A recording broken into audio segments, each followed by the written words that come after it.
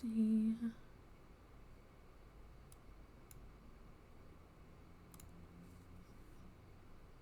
Okay, looks like it's working. Yeah. Okay, welcome to Ace Attorney Investigations, Miles Edgeworth. Hopefully the audio's alright. I did some adjusting. I meant to do some proper testing over the weekend, but I just kinda did not get up before other people were making noise. So I did not get around to that. Perhaps I'll take some time tomorrow to do proper testing. I just kind of boosted the voice and pulled the desktop audio up a little bit. I've just noticed my streams are like so quiet. I gotta turn my volume way up to be able to hear them when I check over them later. I feel like that's not how it should be. I'll post this thing on my Tumblr. It has tags. I thought I put a tag on it. Oops. Here. It has 2 tags.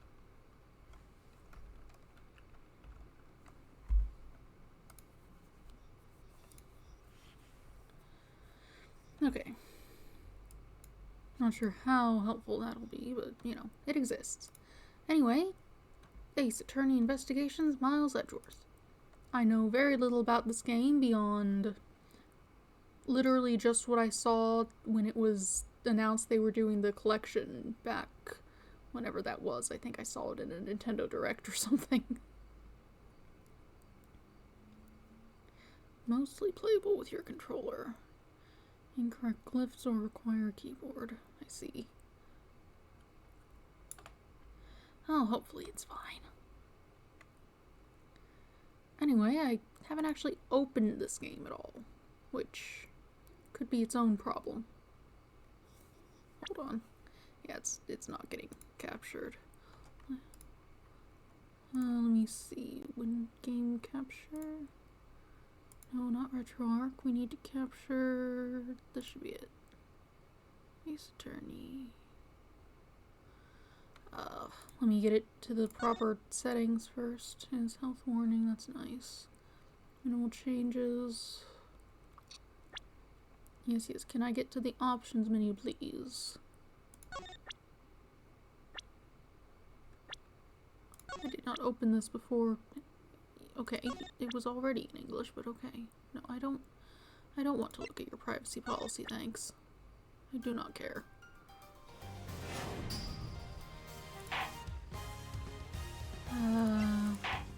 Let's see if we can... PC settings. Okay. It's okay. Borderless. Do that. Okay, there it is. Just keep these settings and then fix my resolution. Okay, there we go. That looks much nicer, and how's that capturing? Bad. There we go.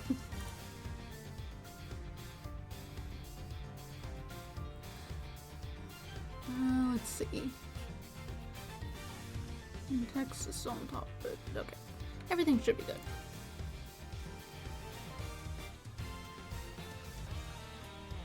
Are there any other settings I need to mess with while I'm here? Art style. Oh, cute.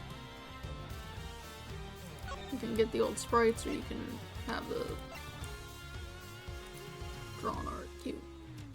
We have... that's probably fine.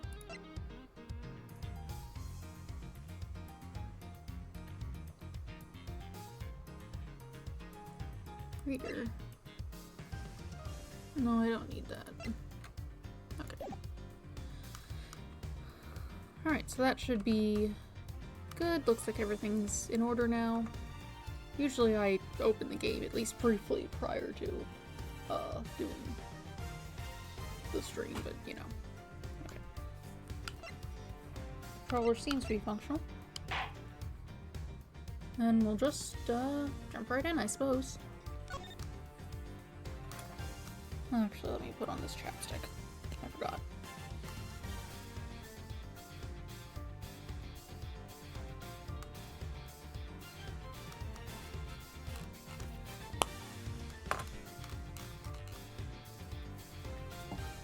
Alright, we've got episode 1, Turnabout Visitor.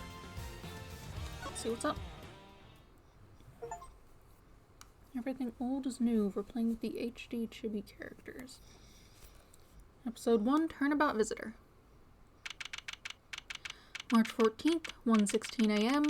Unknown. To make sure the defendant is found guilty, what other choice do I have? That's the job of the prosecutor, after all. That may be true, but why? Who is this? Why go this far? Who is that? Who are you? Sorry, maybe I wasn't clear enough, but a guilty verdict is all that matters to me. No matter what the cost. Someone has shot another person in Edgeworth's office. Alright, it's first thing, so we get to see who it is. It's, you. A prodigy among prosecutors. Always have been, always will be.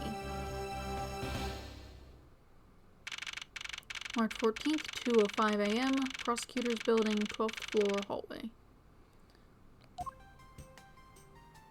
Well, that's right, you get to, like, walk around or something. That's a bit of a weird-looking sprite.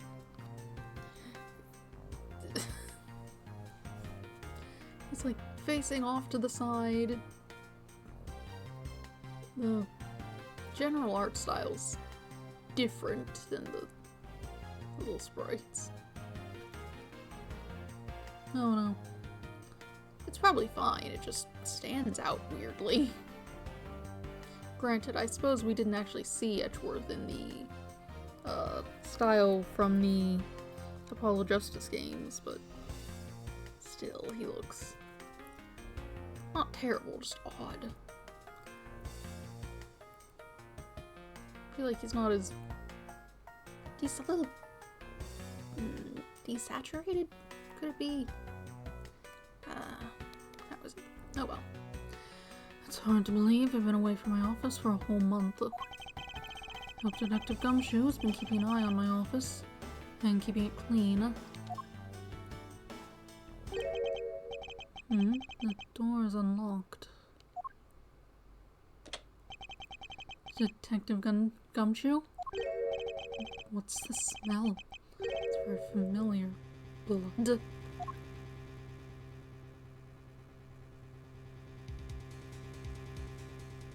What are those friends?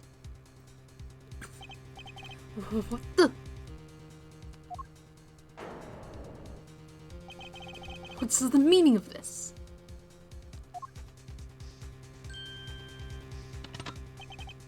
Freeze.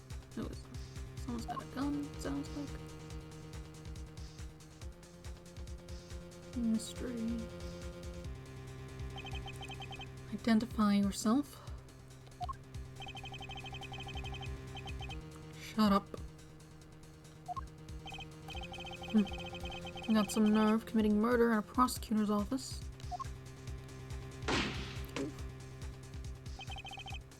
Is that a threat?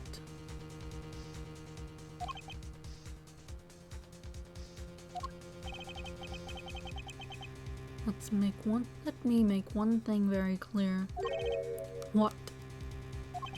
No one gets away with committing murder in my office. No one.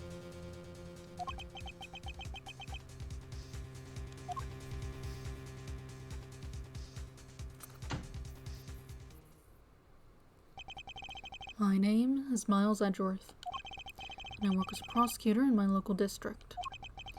Little did I know that upon my return home after a month abroad, I would be thrusted into a multitude of cases and some very frantic and busy days.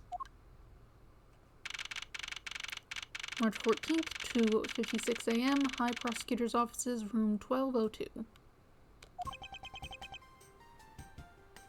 Still got all the stuff from that 5th episode in the first game. Seems to be a safe behind his hanging jacket. I finished I finished photographing the victim's body, sir. Very well. Please continue your investigation. Yes, sir.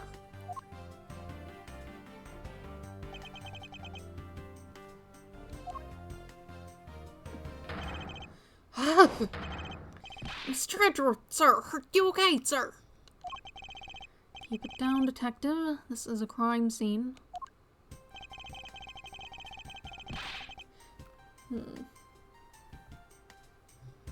Guess they're just doing a different style. It's weird they're facing to the side. And they're not... If they were both on screen while they were facing to the side, that would make sense. But they aren't, so they look just a bit odd.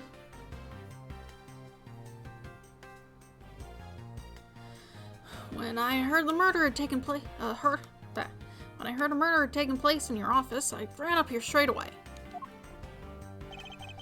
This is Dick Gumshoe.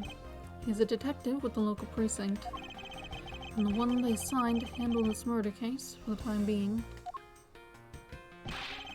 You're looking a little pale, sir. Are you hurt? No, I'm perfectly fine. However... Look what they did to your office! It's totally trashed. Some pretty smooth animation. I'll say, the culprit sullied my floor with dirt rather well. No one gets away with tracking mud into my office. Whoa, it sounds like you're getting really burned up over this whole thing. The crime was committed in my office, so it is my responsibility to solve it. Oh, that's just like you, Mr. Edgeworth. Okay, time to do some investigating. Agreed. First course of action is to gather relevant facts and leads. You must not overlook anything, no matter how small it is, if we are to find the truth. So I'll keep any leads or information we find etched in the forefront of my mind. Speaking of things that pique my curiosity, why of all places did the murder occur in my office? Crime scene, my office. Is it really coincidence that the murder took place in my office? Cool. I get the nagging feeling this is something important to keep in mind. Yeah, I was wondering that myself, sir. I mean, you can't really say it's just a coincidence, can you? No, not really. Especially because of this. The key to your office? Office key. For security reasons, this office's door has a lock built into it. Sure. What do you mean, sir? If you think about it carefully and use logic, it should become clear to you. Logic? By finding the connection between two pieces of information. That's a face. In connecting them, new information is born. That is the end result of using logic. So, how do you use it? I'm guessing this is explaining a game mechanic they're setting up, but that's very funny. First, I recall the information we've gathered with LB, and then I connect them together with Y. Now to use LB and recall the facts. Crime scene, my office. The office key.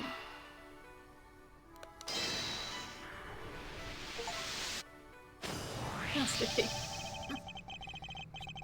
For all security reasons, all prosecutors' doors are outfitted with locks, which means it would have been hard for the murderer and the victim to get in here. I don't think it's that frame for that jacket. I just noticed there's like no hole in the wall from the bullet. so it must be just still in the frame. That's not relevant. Which means it would have been hard for the murderer and the victim to get in here. Ergo, it's impossible to dismiss the location of this crime as mere coincidence. Yeah, that's exactly what I was thinking, sir. There must be a reason why someone infiltrated my room. What was the killer after? The killer's goal. Why did this happen in my office? What was the killer after? You're really on the ball today, Mr. Edgeworth. That's some beautiful logic, sir. Yes, well, when you follow leads to their conclusion, only the truth remains. However, if the information doesn't line up properly, I may stray far from the truth as well. But if I think carefully before piecing leads together, the logic should flow. Well, let's get started with our investigation, shall we? Yes, sir. Begin investigation. High Prosecutor's Offices, room 1202. Basics of any good investigation is to examine everything, sir. I know that, and when I want to examine something, I simply use A when I'm next to it. Oh, if you ever feel lost and want to talk, just use Y, okay? I'll give you great, precise advice as an ace investigator, sir. Something to try later if I have free time, I suppose. Oh, you're just... Oh, okay, we can walk. It's just a little sensitive for what's walking versus running. What have we here? Could this perhaps be the murder weapon? If so, it would mean that the killer made their escape after disposing of their gun here. I think I've seen one of those before. Care to enlighten me as to where? Oh, I know. I was issued the exact same model, I think. Detective. I don't really like guns all that much. I mean, they're really dangerous. Now that I think about it, you do see this model around the precinct a lot, sir. I don't use mine much except in emergencies, so that's why I didn't recognize it. So it's the same type of revolver as the one used by this precinct's detectives. Found at the crime scene, it's the same model as those used by the precinct detectives. Okay, they're just kind of reiterating things. Hello, do you have anything to say? Do you have anything to report? Sir, yes, sir. Nothing out of the ordinary right now, sir. And yet, there's something out of the ordinary right in front of my eyes. Talk about a contradiction. Something out of the ordinary, huh? I should look around a bit more. Sure. Couch. Hope we can solve this case quickly. I'd like to return to relaxing on the sofa. That thing looks a billion times softer than my mattress at home. Can I sit on it too? Just for a little while, sir. Detective Gumshoe, you know I can't allow that. Until this case is solved, neither of us has time to spare, let alone rest. You're right, sir. I'm gonna work hard and be a real trooper to the end. Even once this case is over, I don't think he can afford to take any time off. You find some fingerprints or something? How's it coming along? Please, I need absolute silence. Fingerprint lifting is a delicate art. Oh, I never.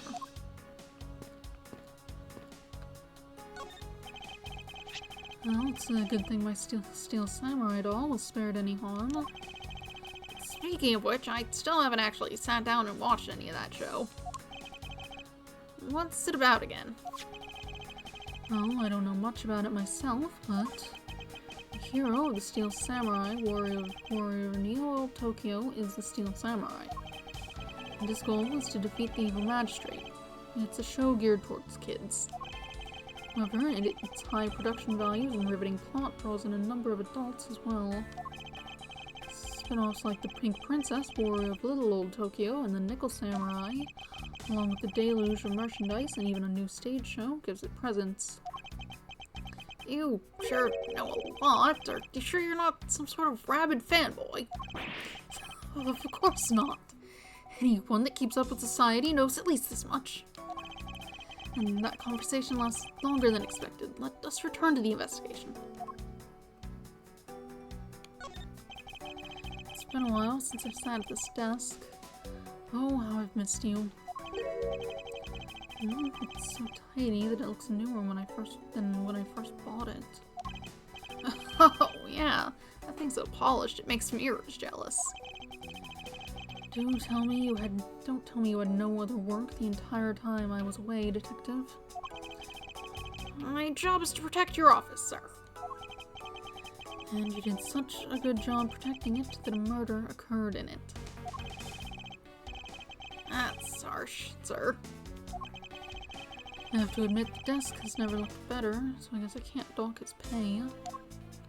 Look at these flowers. Is this yet another batch of fresh flowers? The ones that come with a card attached every month like clockwork for you? Yep. Speaking of that, let's see what's on this card. On the card this month, sir. All will be resolved. Wendy. Oh, Miss Irony, how painful are thy thorns. Wendy, isn't that the name of the old lady with the whiny voice and stuff? That's enough, Detective. You need not remind me further. A trophy. Oh, it's your trophy, the Knight of Prosecutors, right? King of Prosecutors. And it's not a trophy, it's a shield. They only send this to the winning prosecutor, right? Yes, but I have no real interest in the perceived worth of other people. As for my own worth, that is something only I can determine for myself. That's so slick, sir. I'm gonna have to try saying that sometime. How is audio looking? Seems like it's probably fine. Unfortunately for him, his monetary worth is tied directly to his worth to me.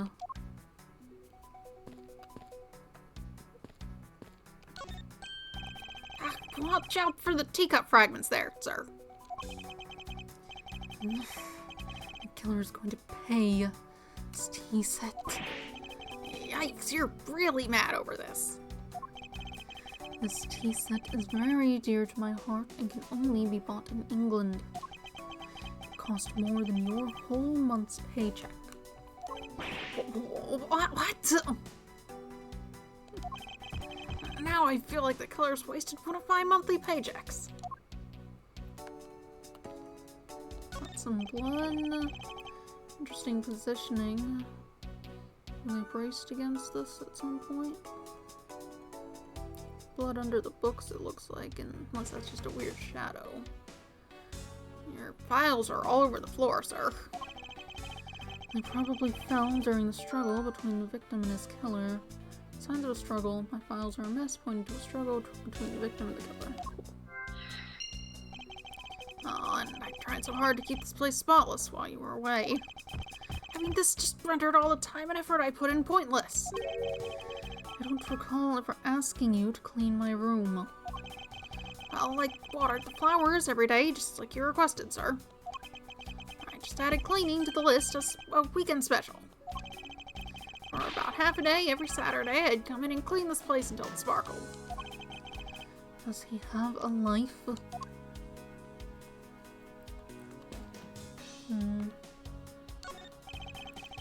They finished photographing the body, so it should be alright to examine this area.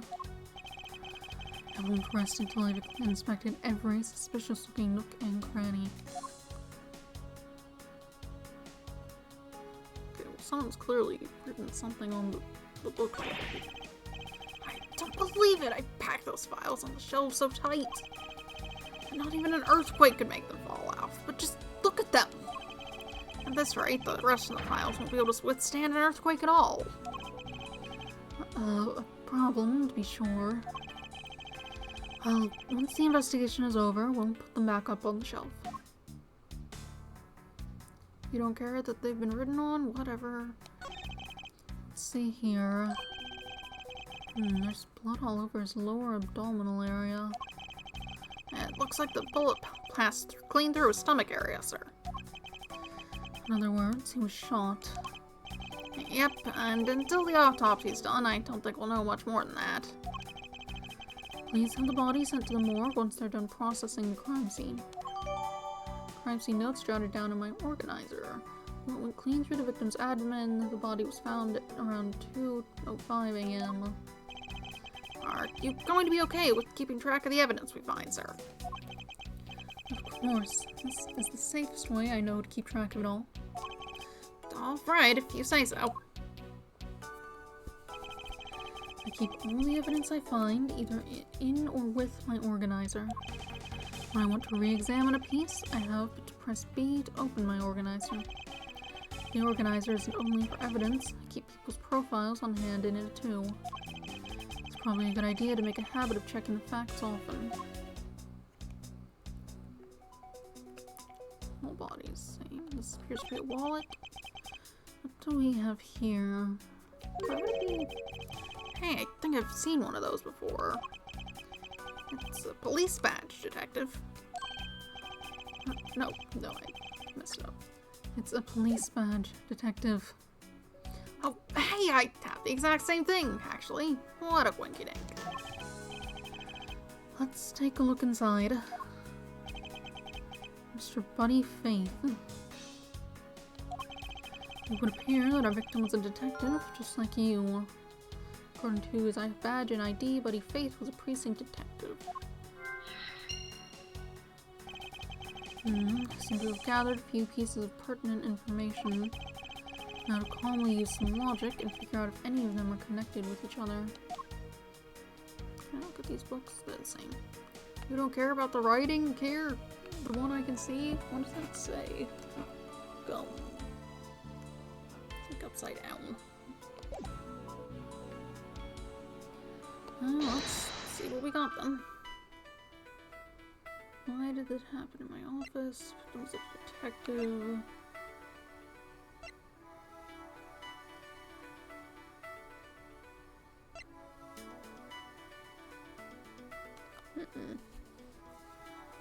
Same. You can probably connect these, right?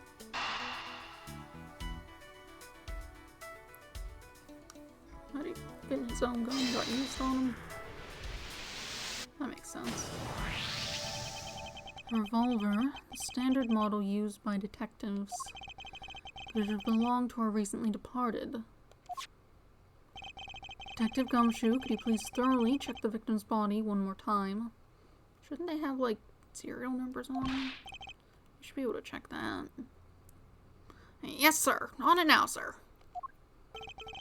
Excuse me, pal. Let's see what we got here.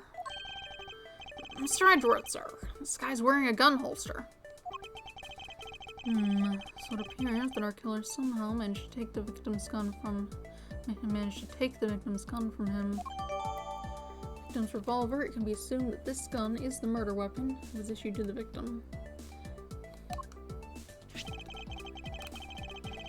Let's see what else we can find out about this revolver. As I always say, you've got to look really carefully at each piece of evidence. You can use the right stick to rotate an object. There's no such thing as a bad angle. Use LB and RB to zoom in and out and get at the nitty-gritty. You have a horse on it. How many bullets? Looks like only one round was fired from this. Is that how they work? I guess the thing left is the casing. I thought that came out after you shot it. I don't know. I don't use guns. Oh, wow, so the killer killed the victim with just one shot after wresting the gun from him?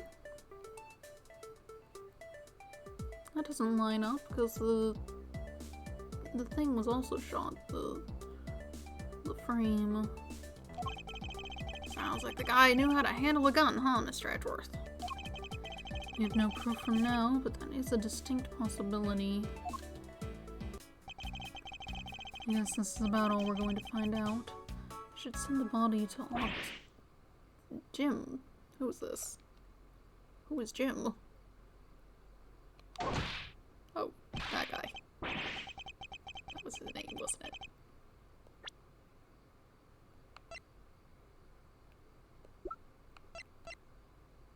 No, it's not. Oh, who's Jim? I guess you need a voice now, huh? Why, oh why? How could something like this have happened to a guy like you? Are you alright?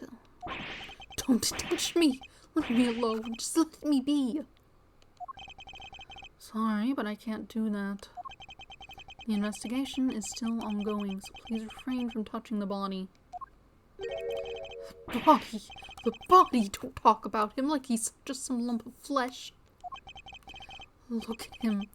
Jim looks like he's just turned in for the night. Sure, just in a blood-stained suit, pal. Where are my manners?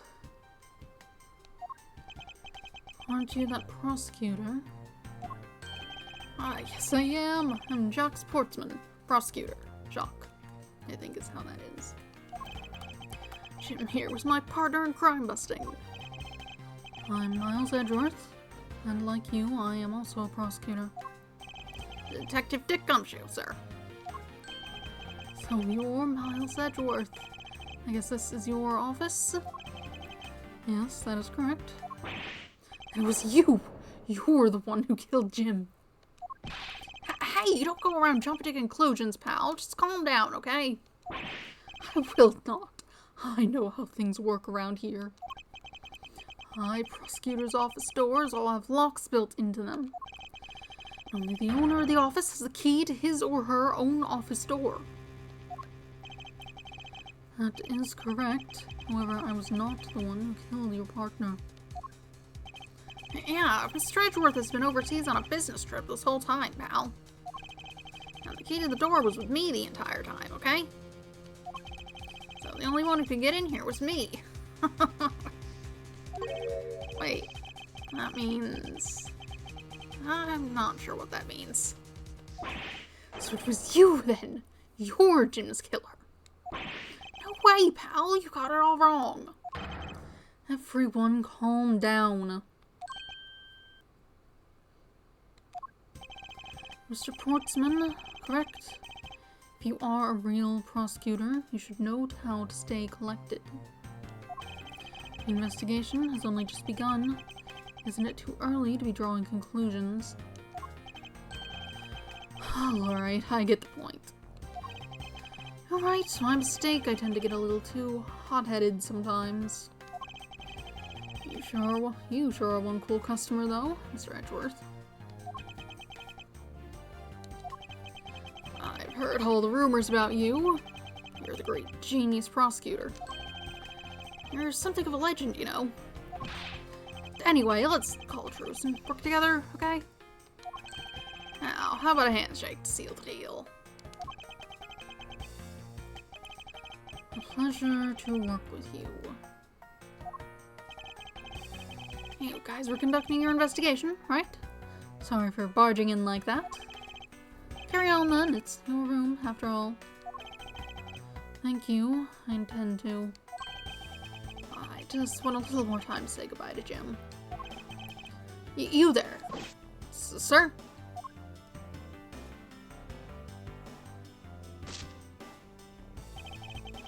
I want you to capture this scene on film for me. My final farewell to my partner, Jim. Why? I should probably give them some space.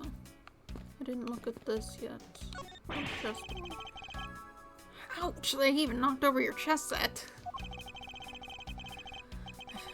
I had it all set up, ready for when you got back. I figured we could play a few games. I had no idea you were interested in chess. I'm actually pretty good at checkers, so I thought I'd give chess a try.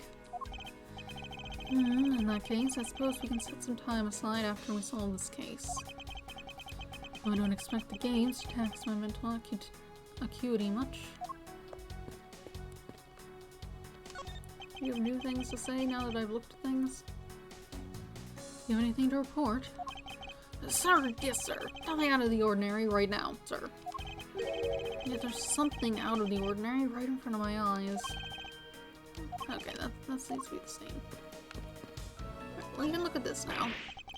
Ah, your jacket, sir. What's it doing on the floor? It must have fallen off the wall when the killer tried to threaten me by firing a round.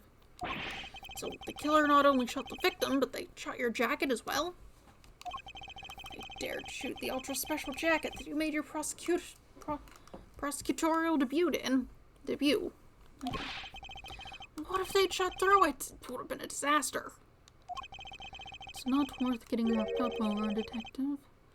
Not when there's something more here. Huh? Like what? I take it you haven't noticed it yet, Detective. There is a giant contradiction right here in front of us. Really? Did I say contradiction? He must be rubbing off on me. Starting to sound like him. But I have my own methods, and I will conduct this investigation my way. When the scene before me contradicts a piece of evidence or seems off, that's when my deductive skills come into play. First, I have to find the spot that holds the contradiction. Oh, I didn't. This is it. This bullet hole is where the contradiction lies. When I spot something that's off, I should point my cursor at it and press Y with conviction. And when I've found sufficient proof to prove the contradiction, I present it. This is how I do things. It says prosecutor's badge. Neat. Eureka! What was that voice? It was so muffled sounding. Why did it sound like that? Why was it muffled like that? That's also, like, clearly a different person.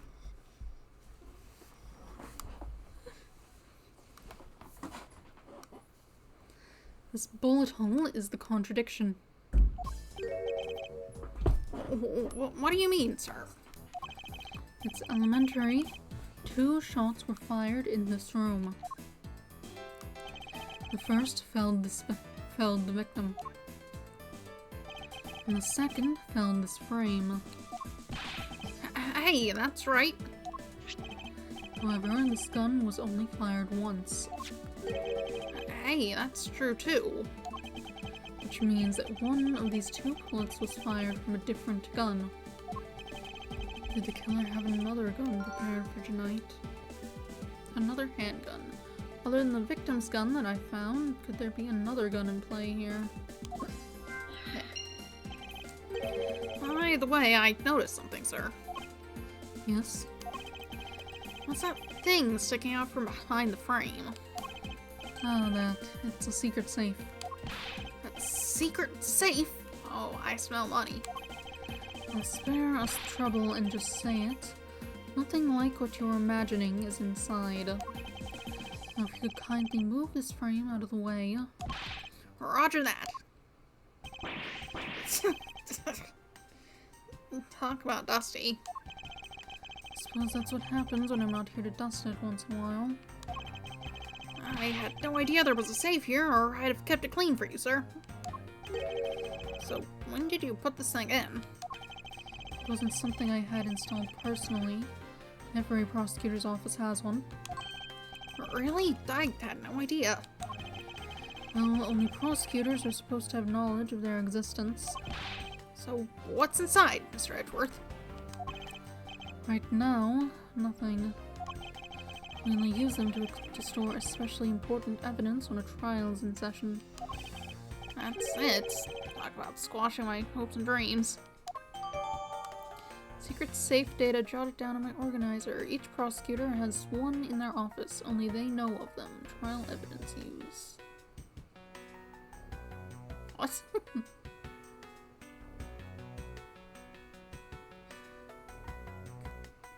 Trial evidence use.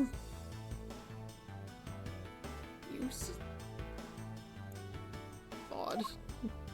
Weird way to say anything.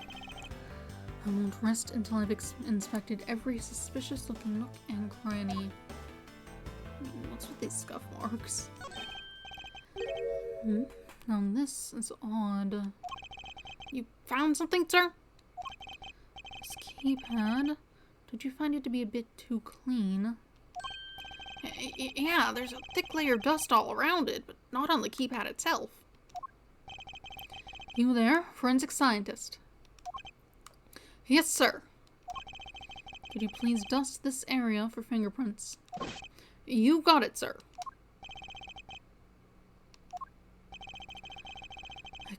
I couldn't find, let alone lift, a single print. Looks like it was wiped down well.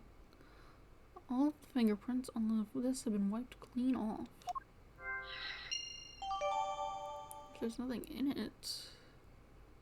Only they know them prints were wiped. As I thought, it appears that logic is the only way around the setback. Time to rationally and calmly connect the dots with the information we have.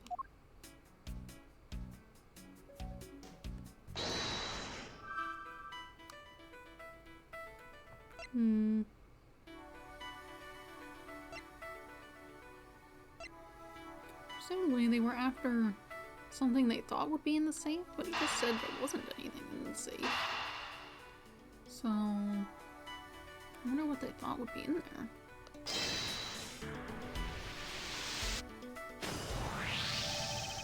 I believe I've figured out what the murderer was after. Well, what is it, sir? The fact that the safe was wiped clean of fingerprints suggests that the criminal had at least attempted to open my safe, making the culprit's motive for breaking and entering theft, I believe. The culprit tried to open my safe. Was the killer's motive theft? I wonder if knowing that the motive behind this break-in was theft changes what the other pieces of information can tell me about this crime.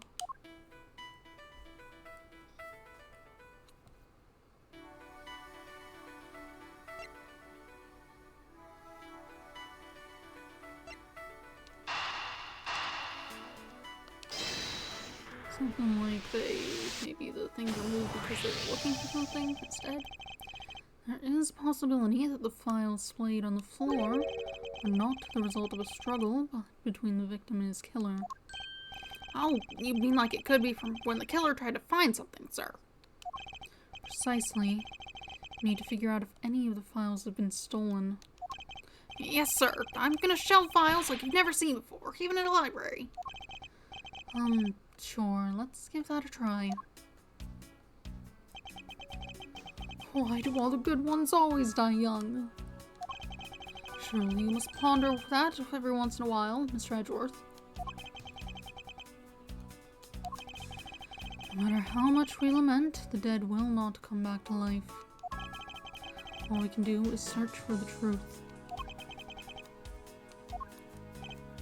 And so what are we supposed to do? How do we go about finding the truth? First, we calmly restore the files to their rightful place. You got it. Here, let me help.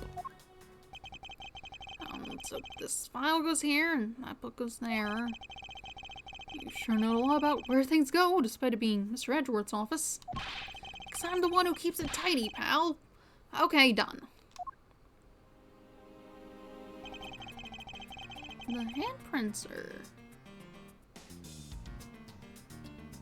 I thought it looked like that from the tiny thing, but I figured that wouldn't make sense. But the handprints are facing outward.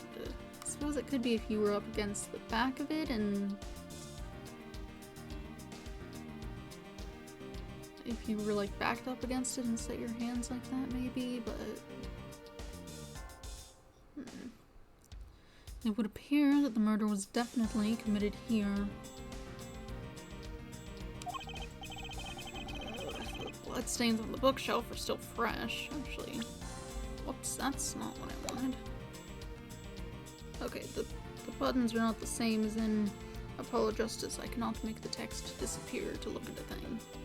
At least not with those buttons. Maybe there's a different button I can use somewhere, but I don't know what it would be.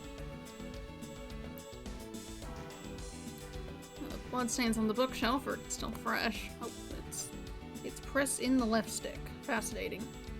Guess that keeps you from hitting it accidentally, at least. Yeah, the ones on the floor, I don't like that too. Could have been sitting there? Not really blood on his legs. That would suggest that exactly, but...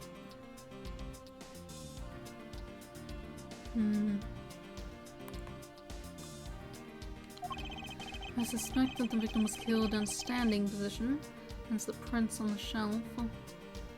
You put the books in the wrong order then, because the bullet hole is all the way at the bottom. And then the guy fell onto the floor, right? The blood on the floor is kind of grossing me out. Detective, I don't have time to deal with your weak stomach right now. But you know I'm no good with blood, sir. I'm certain there's something wrong with this picture. Oops. There's a couple things wrong with this picture. This is where the bullet lodged itself after it went through the victim, huh? Or, no. So this is where the bullet lodged itself after it went through the victim, huh? But the bullet to be lodged so squarely in a file's spine indicates that the files were ransacked after the shooting had occurred. And I guess the victim was rude because he was in the killer's way.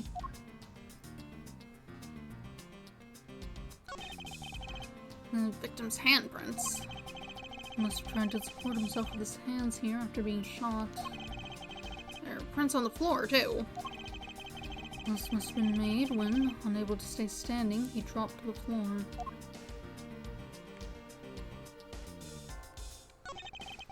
It appears that the victim was in a sitting position after being shot. Oh, so that's why the seat of the victim's pants has blood on it. That would be the logical conclusion.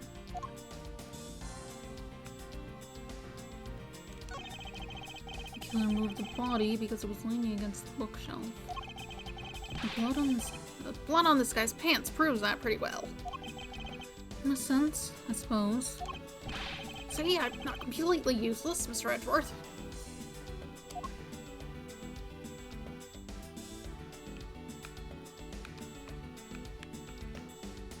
So, I put them all back just as they should be, sir. It doesn't look like anything's missing. Although it does look like the killer moved the body to flip through my shelves. I wonder if they found what they were looking for.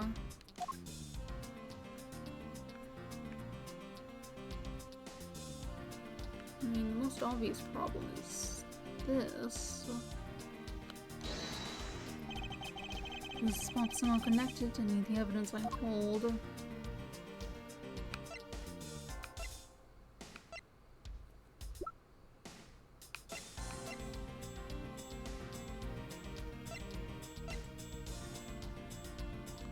More about the idea that he was shot standing, but you put it on the floor. How do I... Oh, I can leave. Which accomplishes what? Mr. Portsman, a word, if I may. Oh, Jim, your laugh, your smile. I'll never be able to joke around with you again. Don't you worry, Jim. I'll joke around enough for the both of us. You'll see. He's not listening at all. Mr. Portsman is off in his own little world, it seems.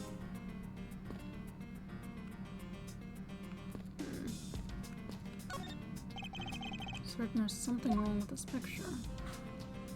I mean, there is. I'm just kind of... What things in the wrong places, really. Garbage truck outside. It sounds terrible. It's very loud.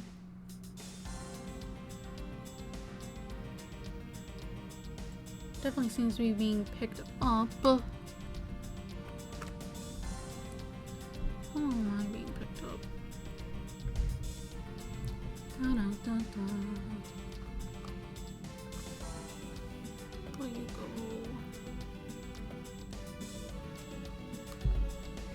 Let's see, what do we need? So, you clearly put the books in the wrong order, for one thing. These books are over here, they've got something written on them very visibly.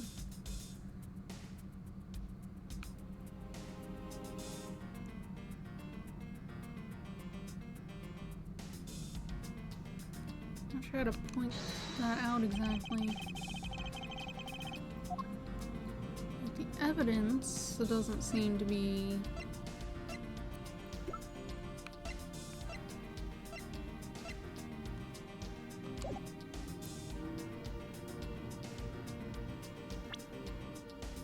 okay, what do I have?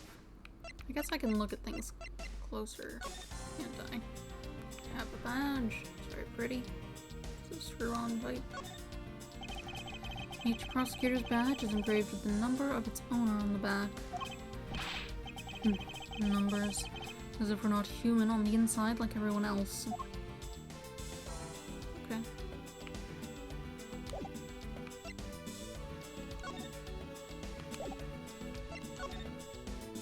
Anything else to look at with gun? We can look at the trigger.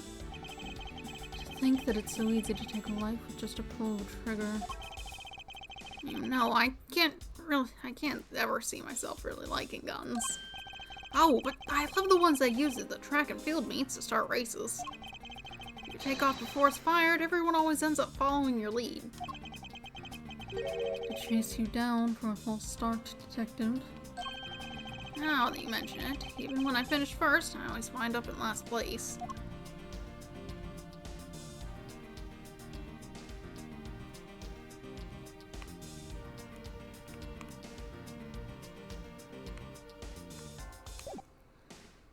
This is just a safe. Detective in this precinct and the victim. Why killed in my office. Homicide detective at the precinct in charge of the initial investigation.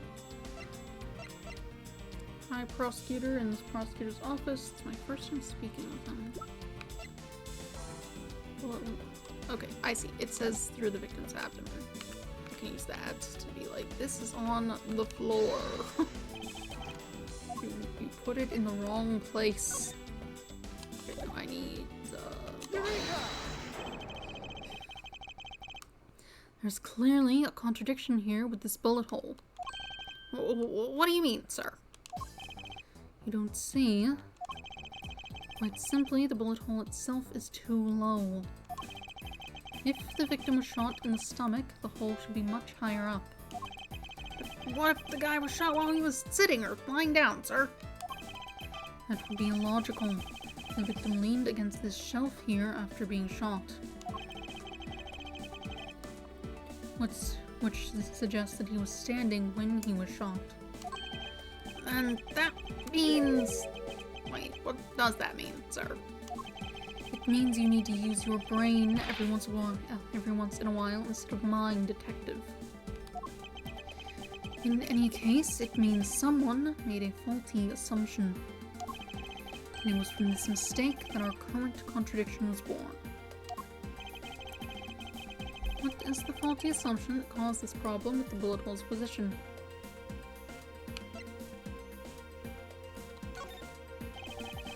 I believe the order of the files is a bit off. You mean I put them back in the wrong order just now? Hey, actually, I think the labels on the files are wrong, sir. Oh? Yeah, you see here how the files that were shot begin with the number 0? What are those doing all the way down there after 1, 2, and 3? That's really weird. Actually, the way they are organized now is the correct order. They're exactly as I see them in my mind's eye. But the numbers are all out of order. Those white binders are special, so they arrange a little differently. But from this, we know that the files were not in this order when the crime occurred. So that's it. I believe the killer made the same incorrect assumption as you just did, Detective. Let's rearrange the files in numerical order and see what we find out. You think it'd be okay to prop the body back up how it was before it was moved? They've finished processing the crime scene, so we don't see why it wouldn't be. If you please, Detective Gumshoe.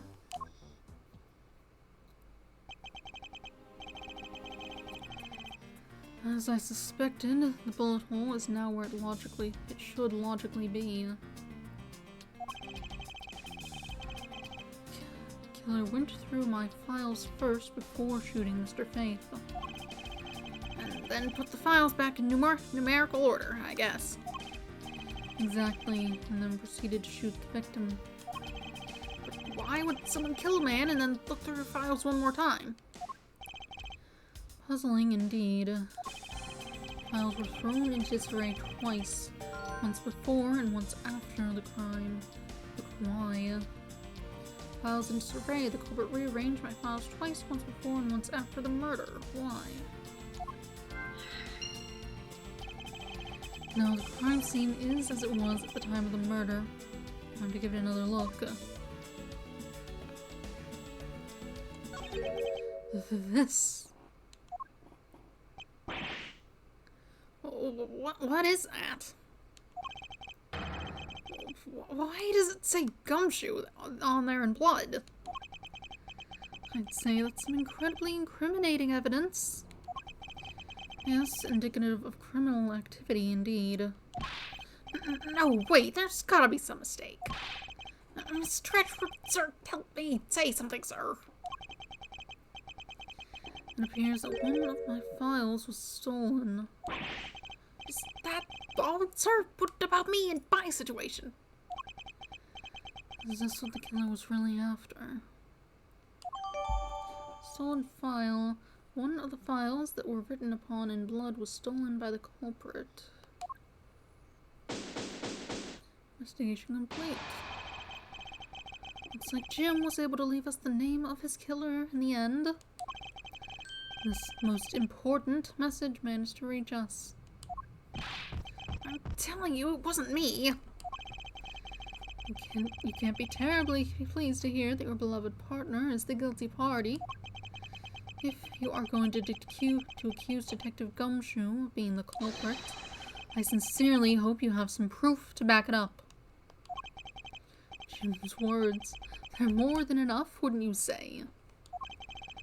If that's how you want to play it, then at least allow me to understand your reasoning. You got it. I don't like this one bit. There's something strange about this man's attitude. I wish I could sit my chair a little closer to the desk. There must be some sort of flaw to his logic, waiting for me to dig it out. Mr. Edgeworth, what are you going to do? What I always do in court. I'm going to cross-examine him. One way or another, I'll expose the flaw in his logic with this technique. Oh, how do you do that? Can you explain it to me, sir? Alright. First, I listen to the witness's testimony. If I find a flaw in the testimony, something that contradicts the evidence, I open my organizer with RB and present the piece of contradictory evidence. To present something, I simply use Y, and that's old news. It's not like there's going to be a flaw in their testimony every time, right? Correct, and at those times I need to press the witness with LB. Sometimes by pressing, I can draw out new information and new or modified testimony. I think I get it, sir. I'll be sure to try this technique out during investigations too. Very well. I'll even show you how it's done. Now watch carefully. Mr. Portsman's logic. Detective Gumshoe, you stole Jim's gun from him and shot him dead. Furthermore, you messed up the files to make it look like you had committed theft instead. That's when you moved Jim's body that was sitting in front of the bookshelf. Thanks to that, you didn't notice the bloody letters his body was hiding. It will be by his final words that you will be brought to justice.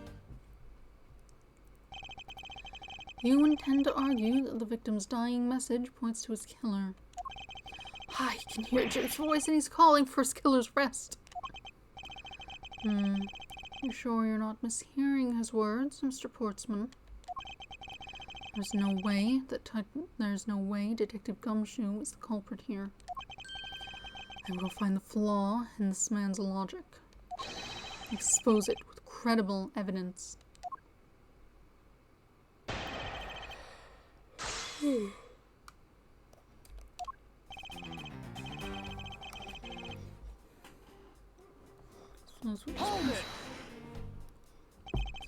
You know, there's something I've been meaning to ask. What is it? Why do you call the victim Jim? And clearly his name is Buddy Faith. Isn't it obvious? Jim's the perfect name for my companion. Jacques and Jim. Don't those two names go together like peanut butter and jelly? Jim isn't even close to the guy's real name. Well, Jacques and Buddy just sounds off somehow. Besides, he was the third of a bunch of guys I decided to nickname Jim. He talks about the victim like he was his pet. Further, he messed up the files to make it look like you'd committed theft instead. Hold it! You really think it was necessary to dishevel my shelves twice to do that? That's true. Okay, maybe his real intent was theft. Hey, are you accusing me for stealing something from Mr. Edgeworth? It's a possibility. Maybe your salary's been cut so much that life's getting a little too rough to handle. Pal, have you know that I eat 3 square meals every day, pal? Okay, so all 3 of them happen to be instant noodles, but... Poor thing. What an evil prosecutor you were paired up with. And what a motive, huh? That's when you moved Jim's body that was sitting in front of the bookshelf. Hold it! And why would Detective Gumshoe do such a thing? Because the body was getting in his way. He had to mess up your bookshelf somehow, right? Anyway, thanks to that, you didn't notice the bloody letters his body was hiding. Hold it! Why do you think that the killer didn't notice the bloody letters? The body was covering it quite well, wouldn't you say? That's how he missed it. But judging by what I've seen, it doesn't take much for your detective to miss something. Who do you think you are? You know nothing about me, pal. There's a lot a person can understand about another from first impressions alone. I can't say I disagree with him on that point. Why don't you say something, sir? Not you too, Mr. Edgeworth. Despite his lack of attention to detail, I don't believe the detective to be the culprit. Nobody could have overlooked the bloody letters, and I can prove it with evidence. I couldn't ask for a better setup. The game finishing spike. It will be by his final words you will be brought to justice. Hold it! Are you saying that those letters were intended for you? Yep. Jim was an outstanding detective. I would expect no less from my former partner. Looks like Mr. Portsman still doesn't understand. He's yet to figure out the true meaning behind the bloody letters. What are you sputtering over there? Can you just admit my logic's perfectly sound? Actually, there's a gigantic flaw in his logic. A gap so wide that even the good detective can spot it. I'd clue Mr. Portsman in by pressing him with some evidence. And then, look, the book, it was stolen. Obviously, you would have seen it. Objection! Perhaps you are not aware, Mr. Portsman, but there is a serious flaw in your logic. Bringing a bit of the courtroom into this, I see. No problem, I'm game. Are you supposed to be some kind of sports guy? I don't know what sport that would be with the way you're dressed. Tennis? I can't help but find it odd. Excuse me. Odd that a fellow prosecutor would be brought down by the power of his own office. What are you talking about? Oh, you're joking, I get it. If you have the time to laugh, then you have the time to take another closer look at this. Do you still not see? If not, may I direct your attention to the missing file? What? That's impossible. What's impossible, Mr. Portsman? Nothing. Files on that shelf are all about a certain case. When the killer went to take the file after murdering your partner, I highly doubt they could have missed the bloody letters written on the spines. Objection! It's possible they could have taken the file before committing the murder. I think it's pretty obvious that the file was stolen after it was written on. The missing letters in the detective's name where the file should be is proof. Yeah, I mean, the S is gone and there's only half an H. If Detective Gumshoe really was the culprit on this case, I highly doubt that even he could overlook his own name written in blood on the files. Especially as a detective who can't stand the sight of blood. Ugh. Which means what exactly? What does that make this dying message? It makes it the work of a criminal intent on tampering with the crime scene. That's so low! I can't believe the criminal tried to pin this whole thing on me, sir. I'm gonna get him, sir. You'll see, I'm gonna have him under arrest in no time. Well, Mr. Portsman. Brilliant! Absolutely splendid! Logic deserving of Olympic gold. I appreciate the praise, but it doesn't change the fact that your reasoning is flawed. You win some and you lose some. That's how life goes. Not everyone's so cheery, even though I feel more dead than alive. But you know, it really is a shame. I really didn't want to have to bring this up, however... What is it this time? Are you still after me, pal? Humor me for a second. Who has the key to this office? That would be me. But Mr. Edgeworth just proved that I'm innocent, pal. What is that for? That's absolutely right, and I acknowledge your innocence. And why do I sense that you still have something to say? What are you doing? Well, I was thinking. Did you know there is one other person with a key to this office? One other person. Hey, you there. Yes. Oh, I bumped the microphone.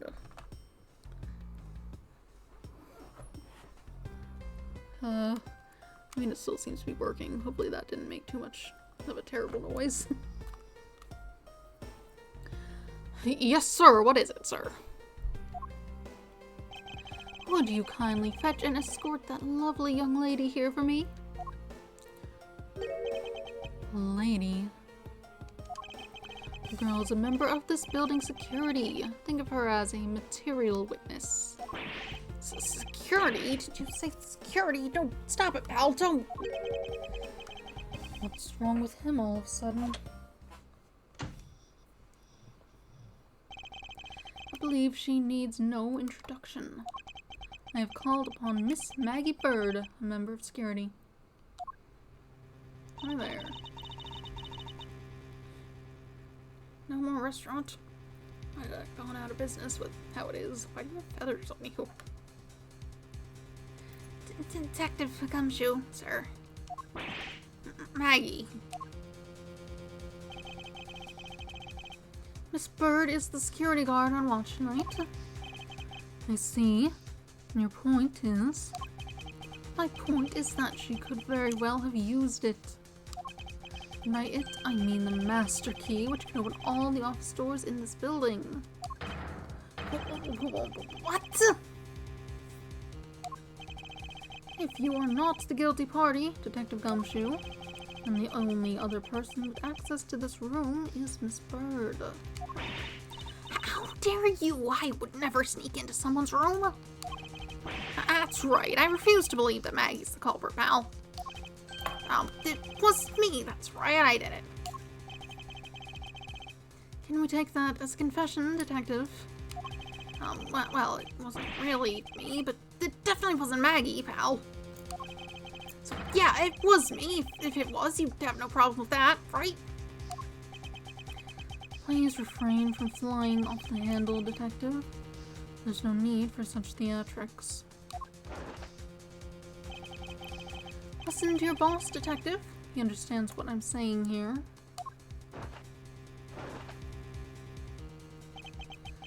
That girl is the only one who could have committed the crime, and for one simple reason.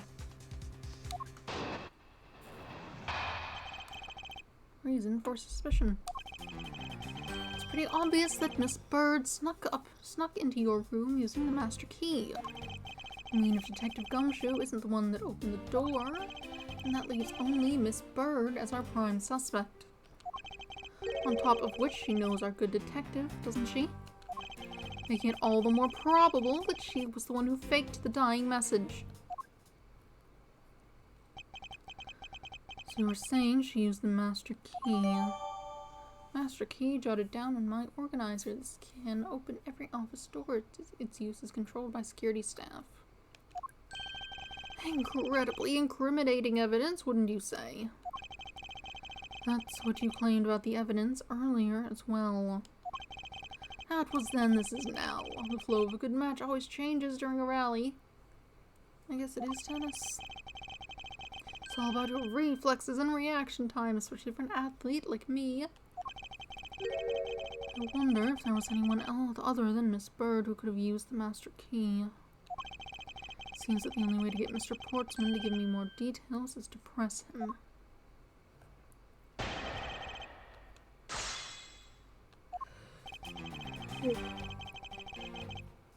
Hold it! Right? Are you sure Miss Bird is the only member of security who could have used the master key? There's only one person on staff this time of night, and tonight she's it. Isn't that right, Miss Bird? That's true, but I wasn't able to use the master key at the time of the crime, sir. Wasn't able to? What's that supposed to mean? Yes, moving on. I'd hate to get sidetracked by something unrelated. What do you mean unrelated? I want to hear what she has to say, pal. But you can't really trust her not to tell lies. Plus, I hate wasting time. Should I hear Miss Bird out? Yes, please. Not so fast.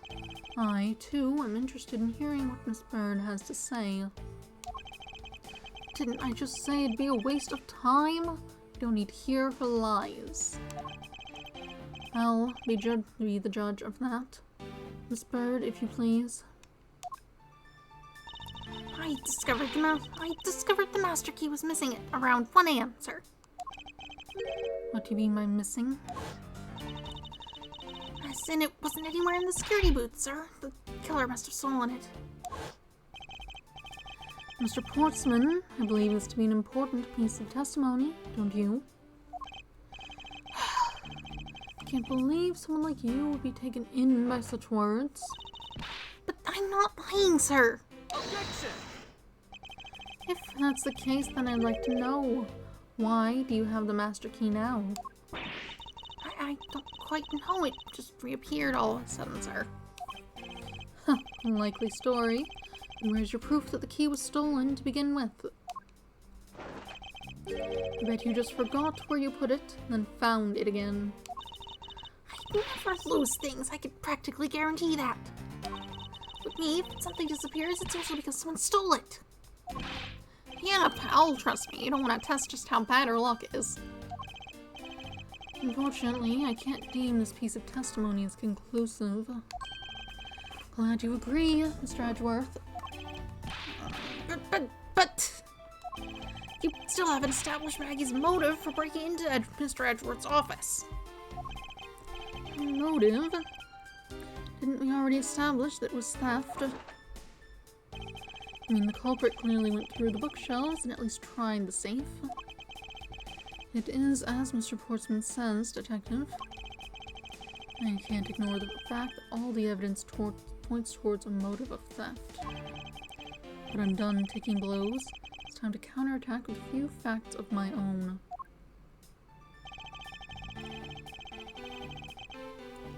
But thievery for why? Hold it! I concur that the culprit's motive appears to have been thievery. However, glad to hear the great Miles Edgeworth is in agreement with little old me.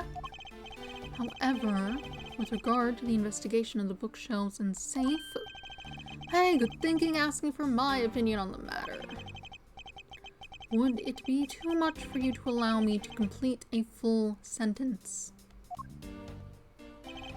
The Detective Gumshoe isn't the one who opened the door. Hold it! I thought we had established Detective Gumshoe's innocence pretty thoroughly. It was just a theory, one hypothesis among the many possibilities. I mean, I had my doubts about Miss Bird from the very beginning. If that's the case, then why didn't you mention her first? Now, don't make that face. See, there goes the truth running the other way.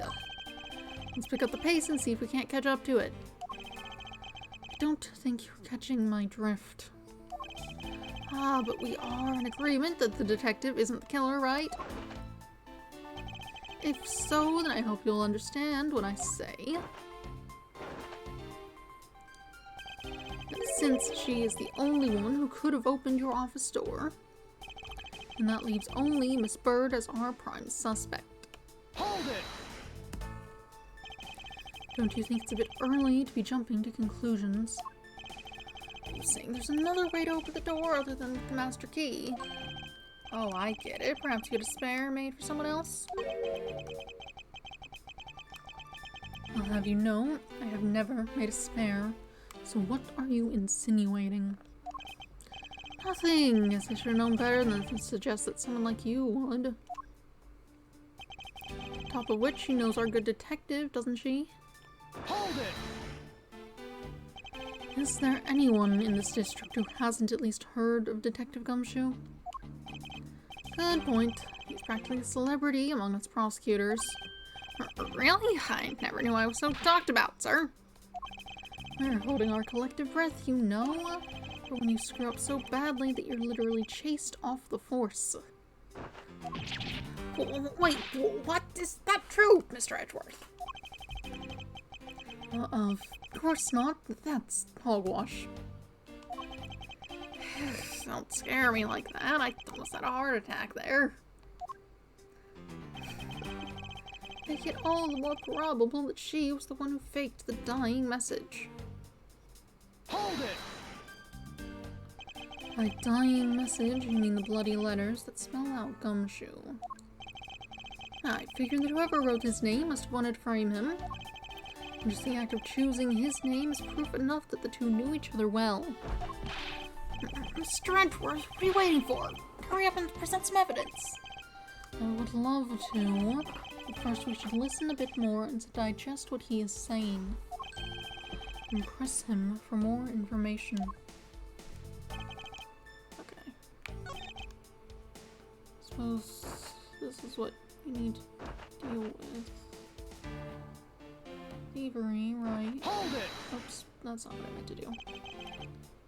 It should be thievery, however, in regards to the investigation.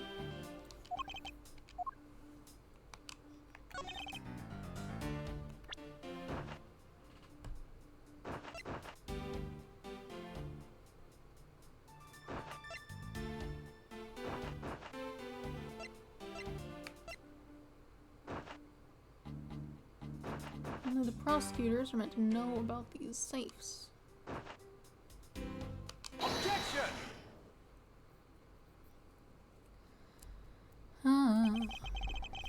Do you wish to continue insisting that Miss Bird was set on stealing something? Why not? It's the truth after all. It was also by your logic that we came to the whole thievery conclusion anyway. That may be, but you must also be aware of the fact that the safe is a secret safe, the existence of which is only privy to the prosecutors. I find it a little hard to believe that a hidden safe was a part of her cunning plan. But she could have found it by accident while she was turning everything upside down. I highly doubt that. I'd say the culprit knew exactly what they were looking for. After all, only the bookshelf and the safe were targeted. Yeah, even I didn't know about that safe, pal. And that means there's no way Maggie could have known about it either. Then are you proposing the killer is a prosecutor? Interesting conclusion. It's definitely looking more and more probable. What's wrong, prosecutor? Do you have a different suspect in mind now? Curses, why? What made you? What's with the angry face all of a sudden? It's all my fault. What do you mean? It's Jim. He knew about the existence of the secret safes. What did you just say? We were partners, like inseparable conjoined twins. That's why I told him I filled him in on the secret safes.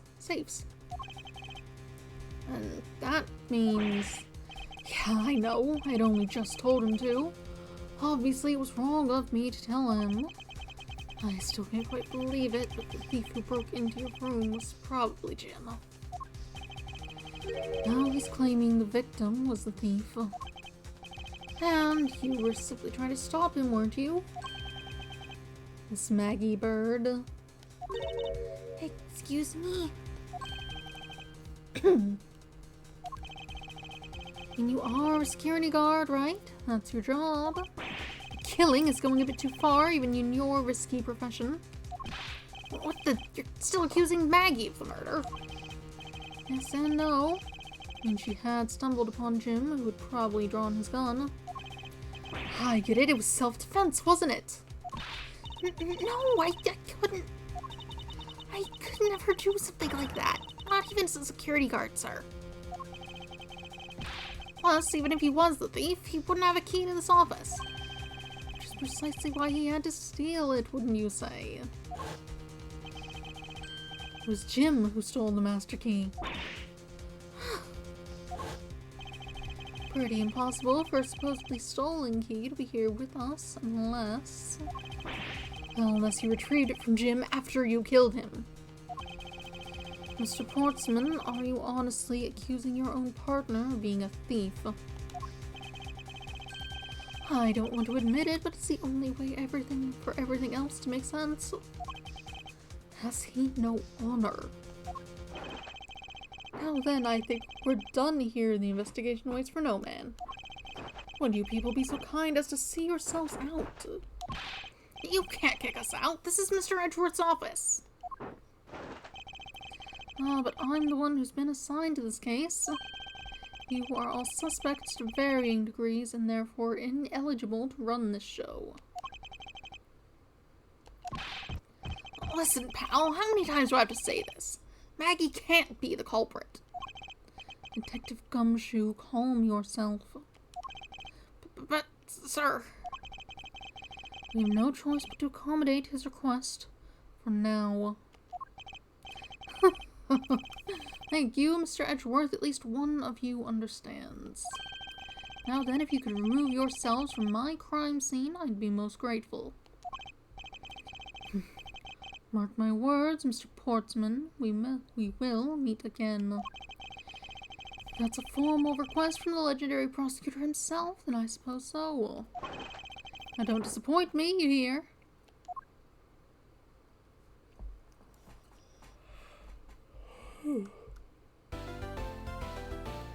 Save progress. Investigating the hallway. Alright. March 14th, 4:18 a.m. Prosecutor's building, 12th floor hallway. What is with that prosecutor? I can't believe how rude he was. It was unbelievable. Please maintain your professionalism, detective.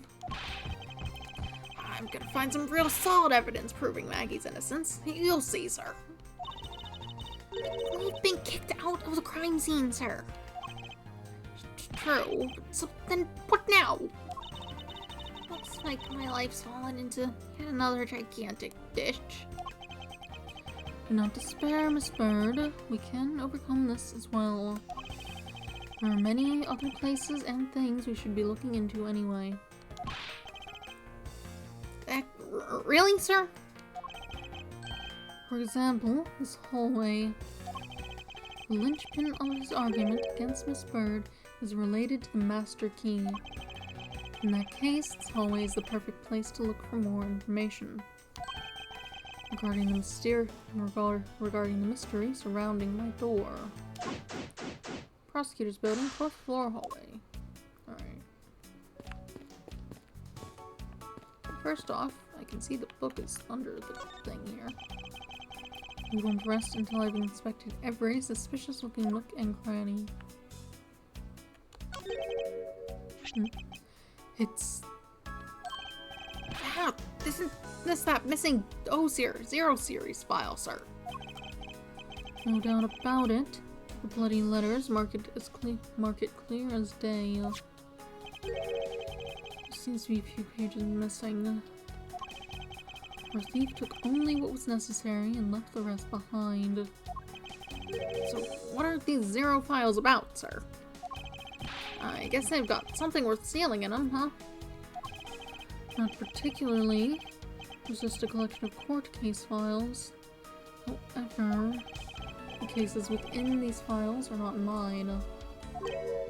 Huh? They belong to the High Prosecutor that used to occupy my current office. I have my reasons, but let's just say I was charged with keeping them as they were.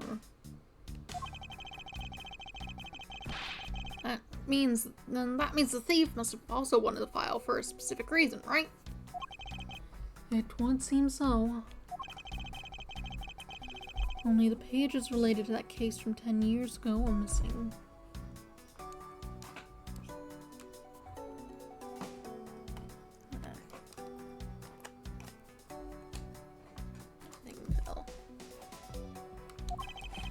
I wonder why anyone would care about such an old case. 10 years ago. Unclear. Edgeworth is not in his own profiles.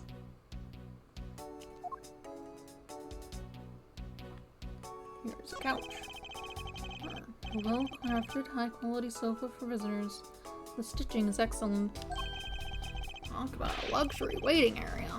These babies are also great for napping, you know. You would sleep even out here, detective? In a hallway? Whenever I do, I always find out dreaming about giving testimony up on the stand. But it always ends the same way. Me getting trounced by a lawyer. Isn't that awful? Maybe I should give it a try sometime. To envision myself winning, naturally. Doesn't look like there's anything else to look at. Oh, there offices. You can talk. I was wondering if I may speak with you for a bit concerning this case. I've always been a big fan of the courtroom, but this is like a dream. A dream where I'm being cross-examined by P. Miles Edgeworth. I can't let this chance pass me by. I must remember to ask her about the master key. I should jog her memory by showing my notes to her with Y. Suppose we'll do that. Look at this. So when did you discover that the master key was missing? By the time I realized it, I think it was around 1 a.m., sir. And I noticed it was back at around 2:30 a.m. I was just sitting there on the ledge where the security room's reception window is. But I'm sure that between those 2 times, it was not just gone, but stolen, sir. Does your office not have, like, security cameras? You'd think you'd at least want them at the security booth. In, like, the hallway. Not necessarily in the rooms themselves, but, like...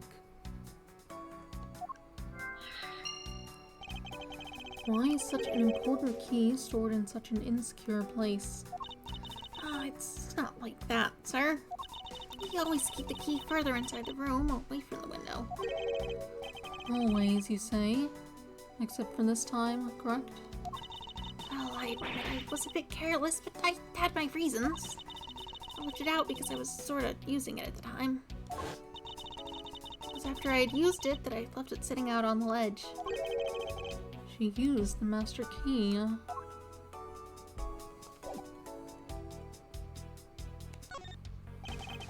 Have you ever met the victim before? Well, I've seen him a couple times before when I had to go to Mr. Portsman's office. Mr. Faith was always playing basketball with Mr. Portsman, sir. That sounds like fun. Just once, I'd have loved to play with him. It sounds like fun, but the only person ever taking a shot was Mr. Portsman. All Mr. Faith ever did was pass him the ball, sir. On second thought, I don't think I'd fit in all that well with them. What did you mean by you used the master key? Oh, I had to use it to open the door for this prosecutor who had forgotten his key.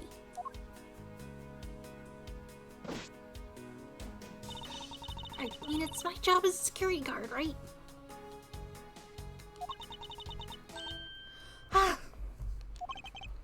What is it? That's right, I just remembered the prosecutor who forgot his key. It was Mr. Portsman, sir. What? Please tell me more, Miss Bird, quickly. It was around 12 a.m. Mr. Portsman had forgotten his office key, so he came down to security, sir. And that's when you loaned the master key to him?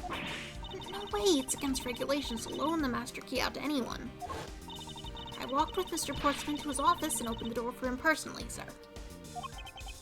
I see. And then, what happened after that? Well, he called for me to close up his office as he was leaving to go home.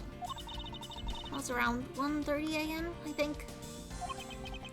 So in summary, for the sake of one forgetful prosecutor, you used the master key twice tonight.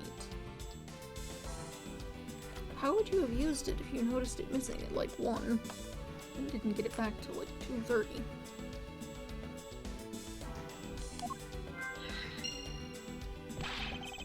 Talk about suspicious. I doubt you can say you've never left your keys at home, Detective. I think this calls for a thorough examination of Mr. Portsman's door.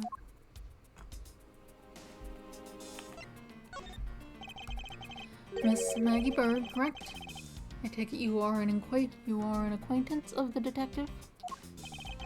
She was under my supervision back when she was still on the force, sir. One day she caught up in a murder and things started going downhill, so she quit. But I owe a lot to Detective Gumshoe for introducing me to my current employer. Or so I thought until a few hours ago. Right before I was about to clock out for the night. You got caught up in this whirlwind of the case, correct? Don't worry, my whole life has been nothing but a whirlwind of bad luck and failures. Since I was 6 months old when I fell from the 9th floor of my apartment building, I've been hit by all sorts of vehicles, gotten sick from all sorts of foods, failed at almost every test I've taken, experienced almost every kind of disaster.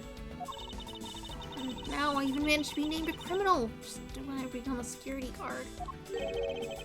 That's a lot to go through in one lifetime. I know, I thought I'd finally found my happiness. I wind up getting you and Detective Gumshoe involved in my bad luck. You don't need to worry about me, Miss Bird, nor do you need to worry about yourself. I will solve this case and prove your innocence. All I ask in return is for your cooperation. Yes, sir, Mr. Edgeworth. You can count on me. I'll do all that I can to help.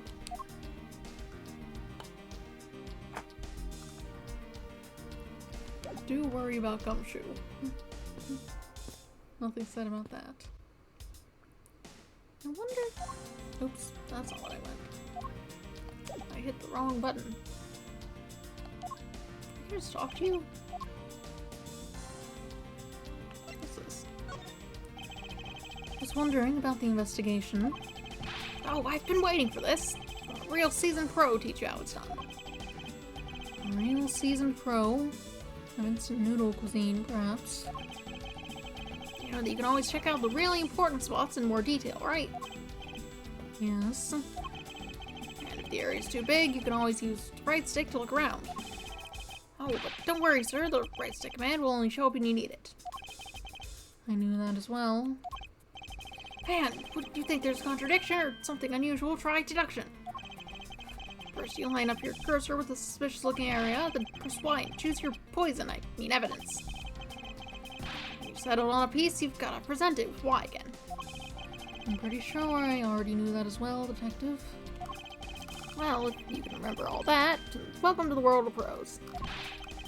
W, Ace Investigator, class dismissed. All I wanted was an update about the investigation. Alright, you're just here to tutorial. I meant to do this.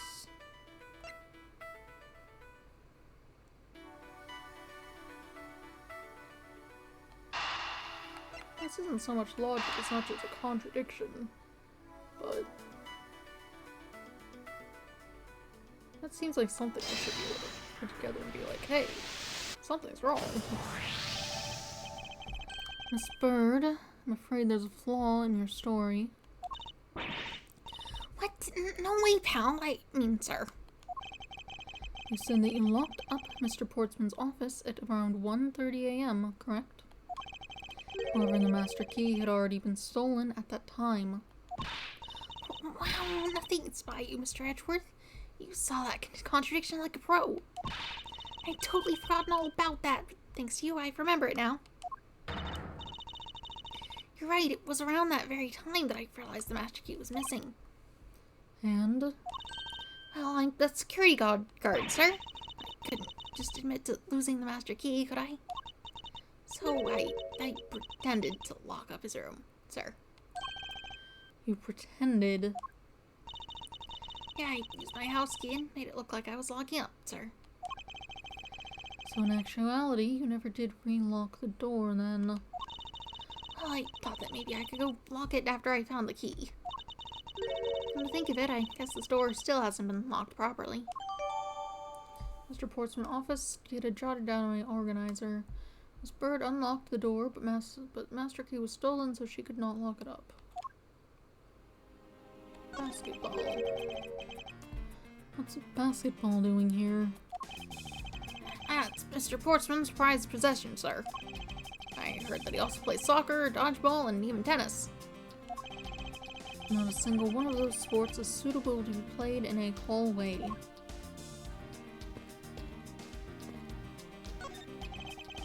Is everything alright?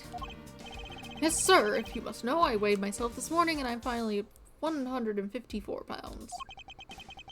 Congratulations, but I was talking about this hallway in this room. Oh, everything's okay, sir. Word of advice, stay focused or you may start to lose even more weight.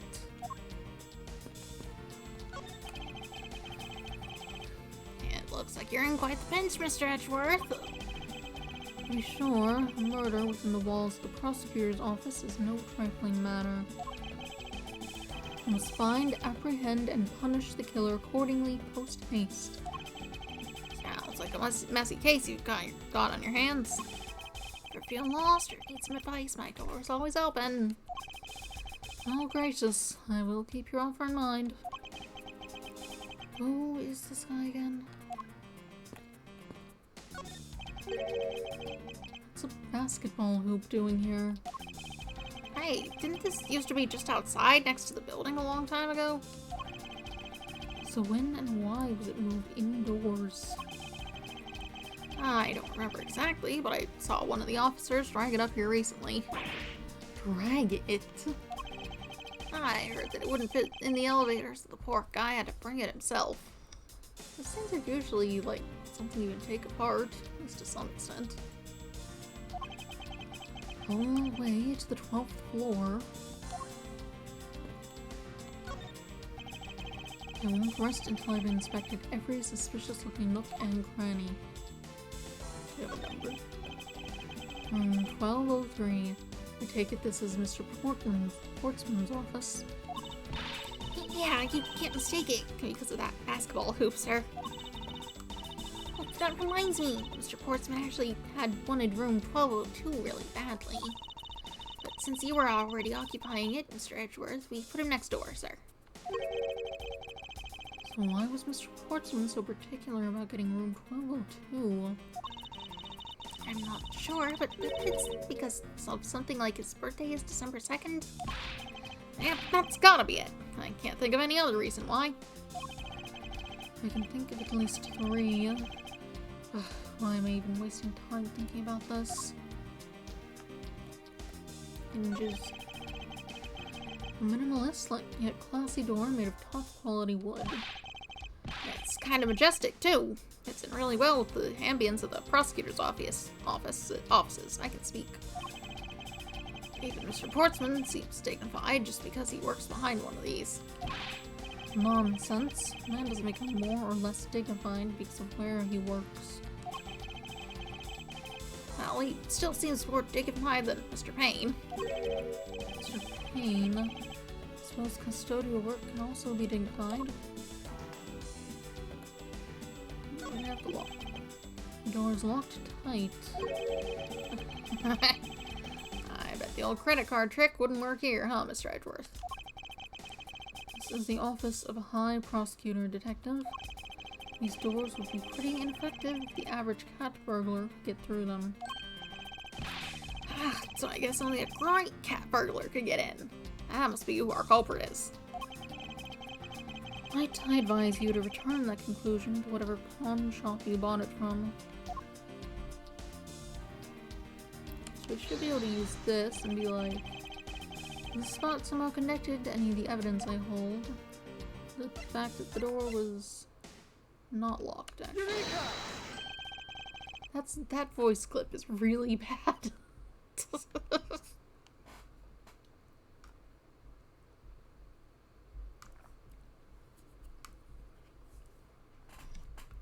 There's a contradiction here between reality and the evidence.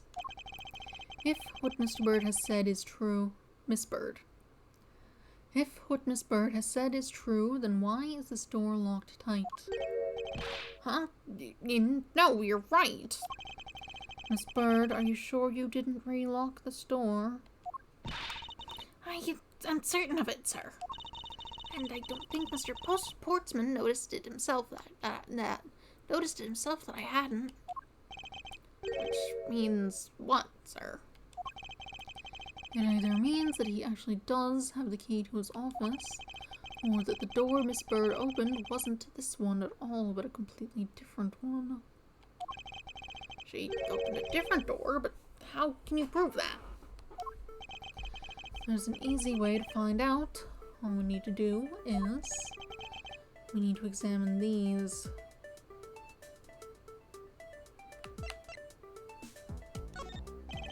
The prints on the number plate. They will tell us all we need to know. Everything? Really? Like what, sir? Like, well, for example, and such as, if it was swapped with another one. Well, we know for sure that Detective Gumshoe's dinner will only consist of instant noodles. Wow, that was amazing, sir. How did you know? Was that supposed to be a joke to cheer me up, Mr. Edgeworth?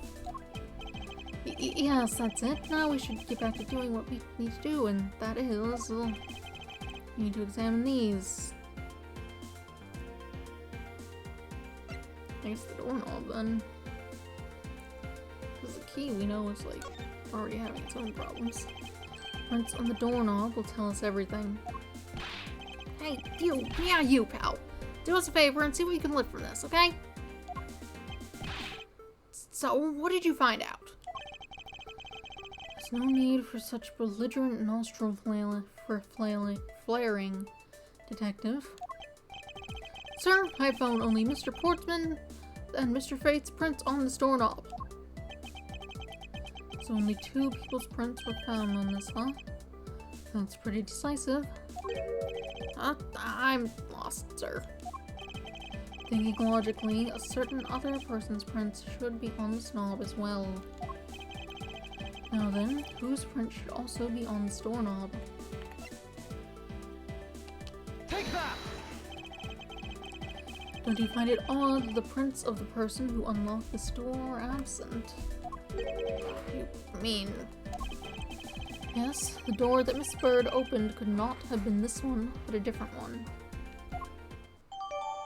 Mr. Portsman's office data updated my organizer. So she unlocked the door, but her prints were not found on the doorknob.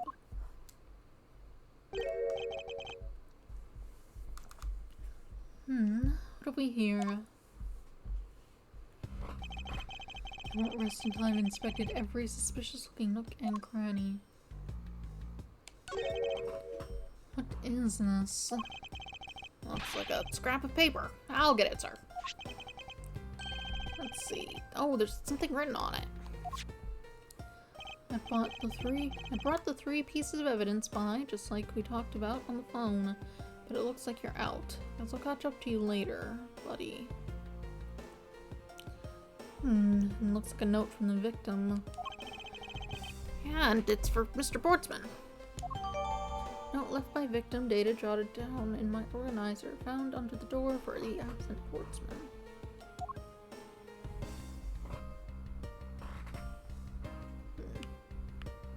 Basketball.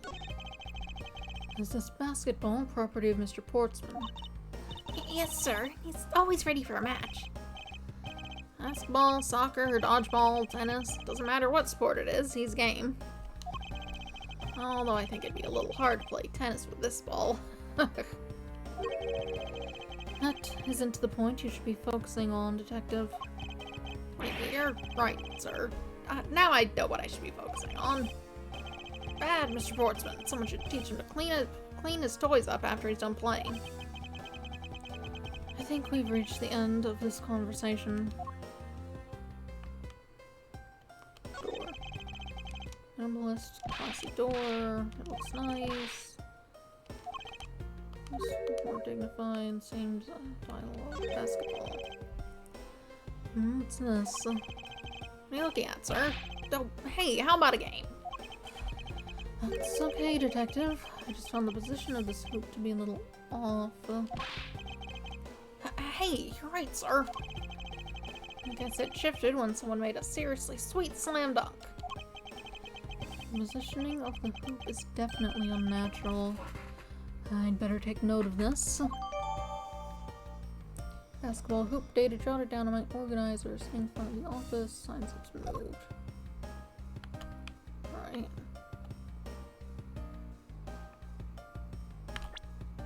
We can look back up.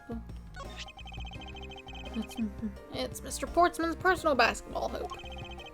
Can't believe he put something like this in the hallway of a prosecutor's office.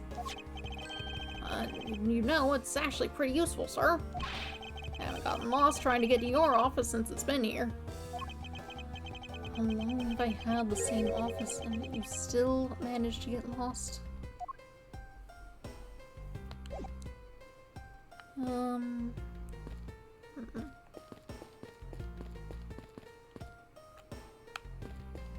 Suppose we're supposed to do this. Or not. Do you have new dialogue? Probably not. It's all checked off. No.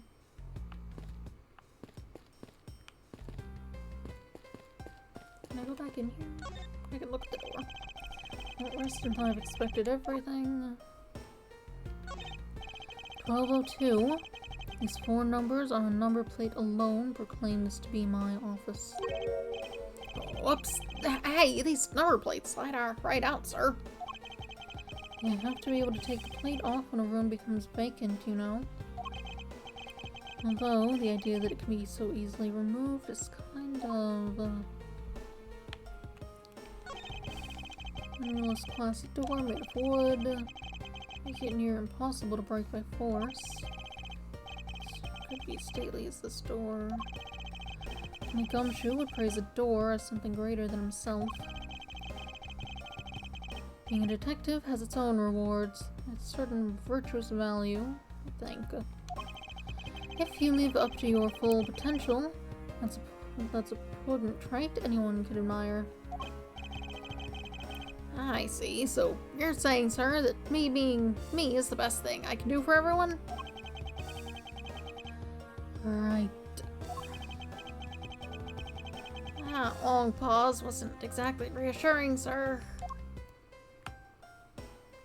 I don't see any signs of forced entry.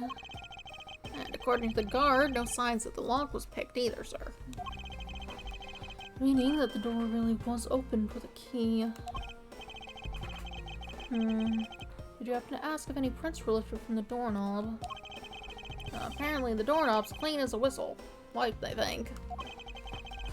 Whoever this thief is, they did a good job of not leaving any clues behind. Investigation complete. Poking around in this hallway is Looking around in this hallway has actually paid off quite handsomely. How so, sir? In a variety of different ways. I think it's time we had a little chat with the real culprit of this case. You know who the killer is? Wow, Mr. Edgeworth. As long as my logic is sound, then yes. The mastermind behind this murder is none other than Mr. Portsman. What? Mr. Portsman? I knew it. That's exactly what my logic senses were telling me, too. I suspected it was him for the instant he accused Maggie of being the killer, sir. That is anything but logical. Lady and gentlemen, prepare yourselves. Come what may, it's time to knock on truth's door.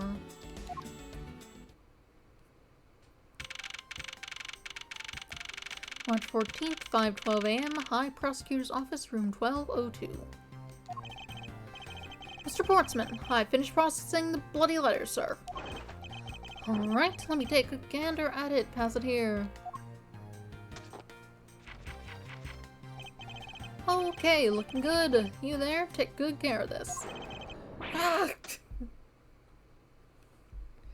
Just throwing things.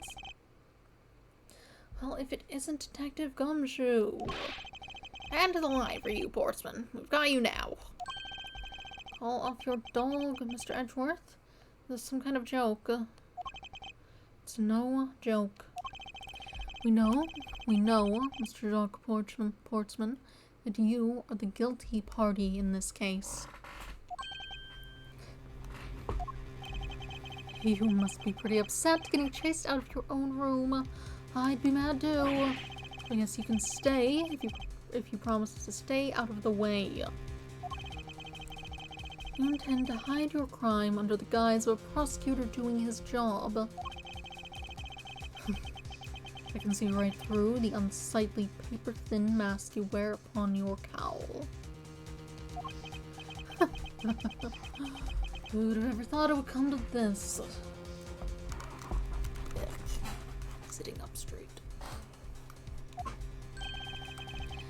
Actually, come to think of it, your mentor was Manfred von Karma, right?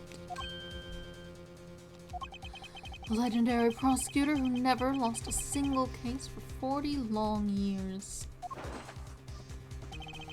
But there's always this incessant chatter about forged evidence with that guy. Really teaches me that I've got to stay on the lookout for false accusations, you know. Are you done trying to play mind games with me? Because they won't work. The only thing you should be using that mouth of yours for now is explaining yourself. Although that too will only dig your hole deeper. Either way, your game is up. Hell, aren't we full of ourselves, even though you've yet to prove anything? Mr. Fortsman's rebuttal. I have no idea what sort of harebrained idea you have in mind, but there's a mountain of evidence that points away from me being the culprit. Besides, how, may I ask, do you propose I unlocked your door and got in here? Look, I feel bad doing this to you, but I've got work to do, so we're done here. Sorry, but we are not finished yet. Oh, you're stubborn. Suppose you're basing your accusations on something? I'll show you what I'm basing my accusation on, with evidence.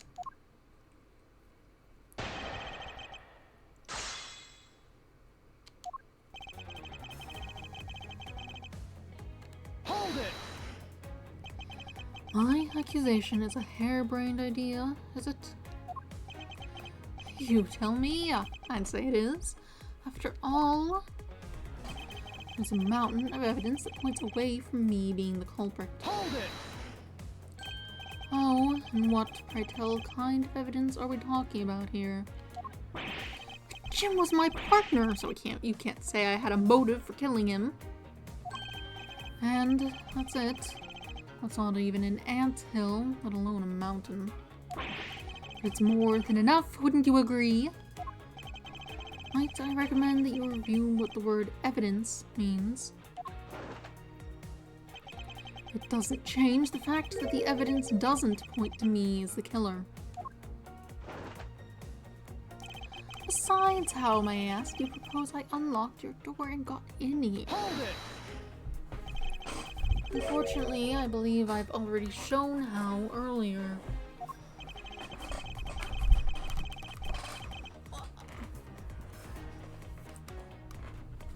Your speculations mean nothing, as I still insist that I could not gain access to your room. What should I do now? Should I raise an objection? You claim to have had no way to open my door. However, is that really the honest truth? Alright, I'll humor you. Go ahead, shoot. Very well then, I propose that you use this to open my door.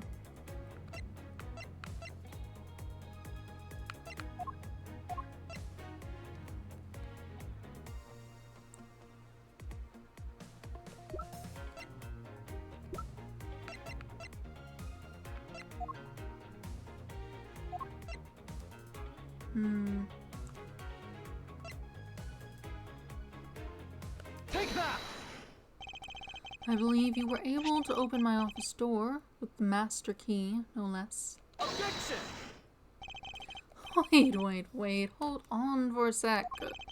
I never laid a finger on that key, as you already know. Precisely, you were able to open my door without lifting a single finger. Well, maybe you did, but only to direct. That's right, you used your finger to direct this person to open my door with the key. Take that!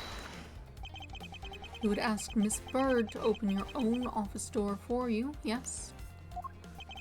Hey, yeah, I kinda forgot my key at home. Happens a bit too often for my taste, you know? But the room you had Miss Bird open at the time was not your own, was it? What? You have quite the imagination. But why don't we ask the girl herself whose door she opened, shall we? I'm certain that it was Mr. Portsman's door, sir. I checked the number plates and make sure I was opening the right door, sir. See, Miss Bird backs up my story. Yet, what if you had misled her to fool her into thinking what you wanted? And how do you suppose I did that? By switching the number plates on our doors, for example. That's right, they do slide out pretty easily. Furthermore, you then used one other thing to give a very strong impression. That the door she was opening was yours and not, in fact, mine. What was it that Mr. Portsman used to make Miss Bird think that it was his room? Take that! What the basketball hoop, sir? It's quite the peculiar fixture in any hallway, let alone a hallway in this building. Which is why it left an unusually strong impression on you. It's an object perfectly suited to sit just outside of the office of a particular prosecutor. Of a peculiar prosecutor. That's very true, sir, because there was a basketball hoop sitting there. I thought the door I was opening had to be Mr. Portsman's.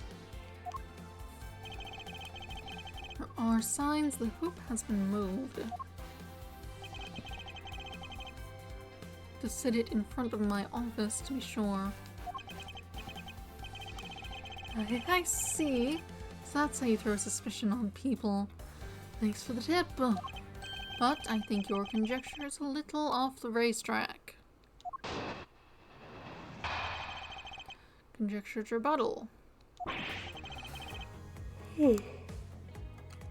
Now you were just spouting nonsense. I had the girl open my office door. After that, I was in my room the entire time. You don't have a single reason to suspect me.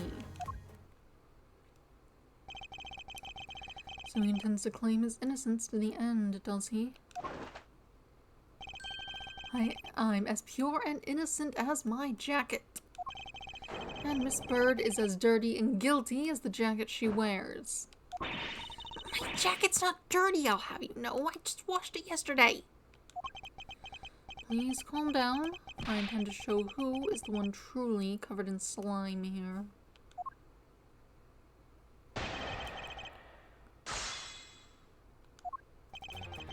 Oh, you're just spouting. Oh.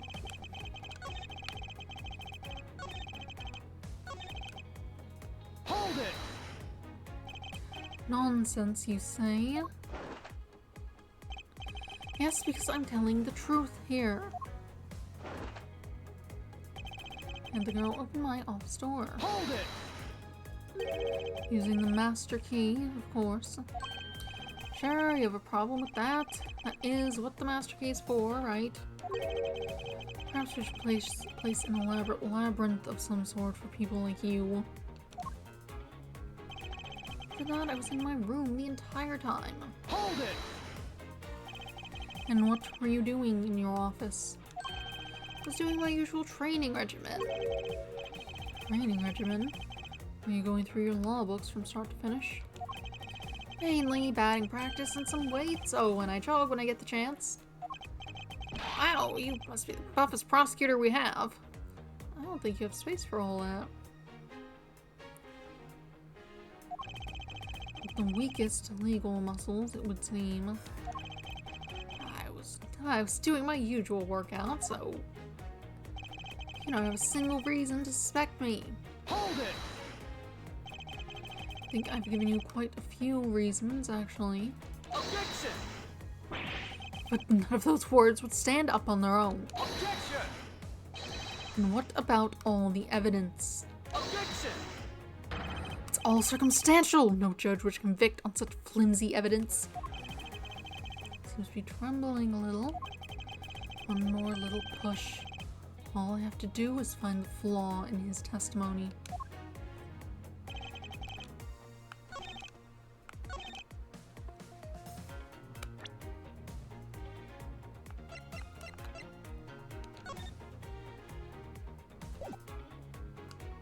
Objection! Alright. That was a lie. What are you talking about? How was that a lie? This is a note that the victim left for you, Mr. Portsman.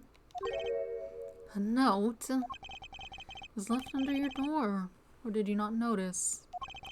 And right here it says, "But you're out." You were not in your room when the victim came to call on you. So then, where were you and what were you doing?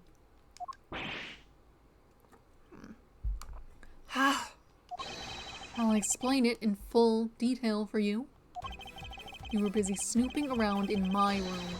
The very room you had Miss Bird open for you. Objection! That's just nonsense. You have no evidence that I made the girl open your door for me. Oh, but I do. I have very decisive evidence. No way! This is proof positive that you had Miss Bird open the door for you.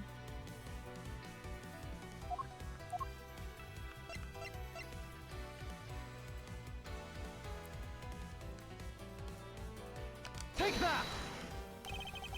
I had your door dusted for prints. My door?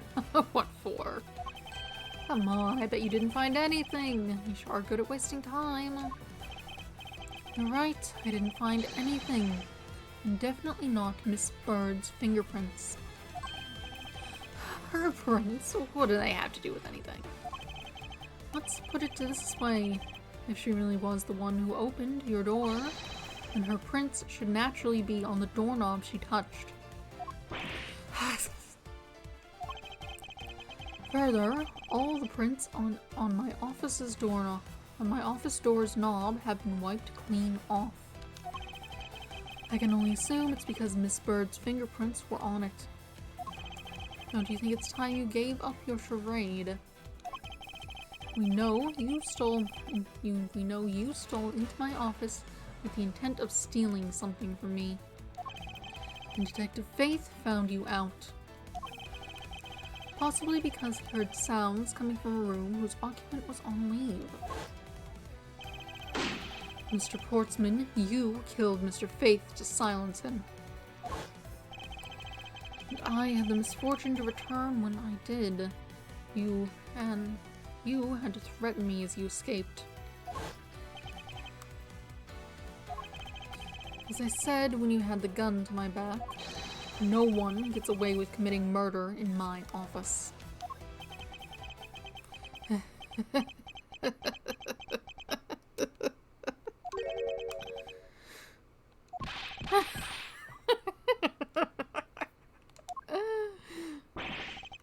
And just what's so funny, pal?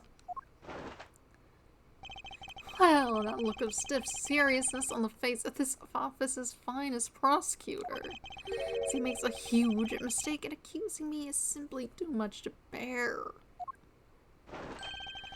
There's just nothing else like it in the world. What?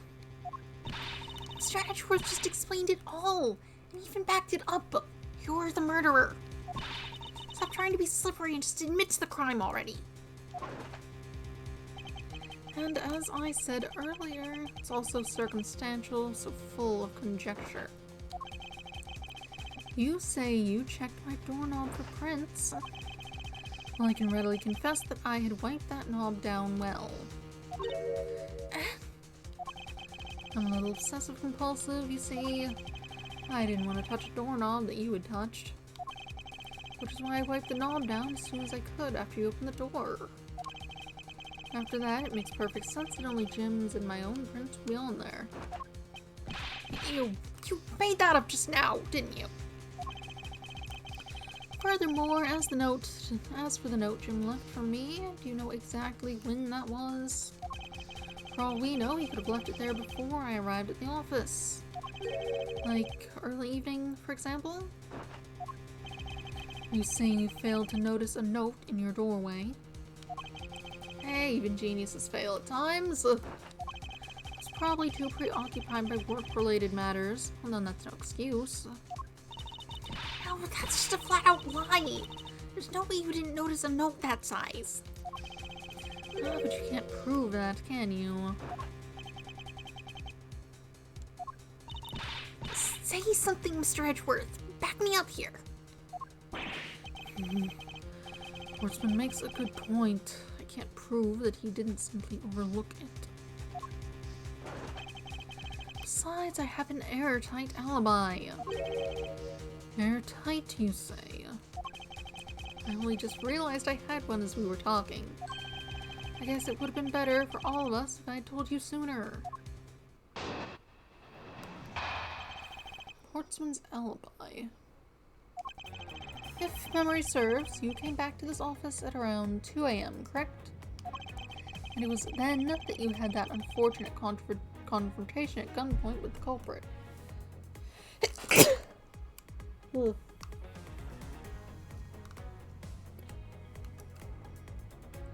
I'm good. But at exactly that time, I was down in criminal affairs. Ask around, I'm sure the other detectives will corroborate my story. It's a perfect alibi. Do you really think it's that perfect? Like I said, I don't care. Ask around all you like. You'll see for yourself. Detective Gumshoe. Sir, yes, sir. I'll go check out his alibi, sir. Be right back.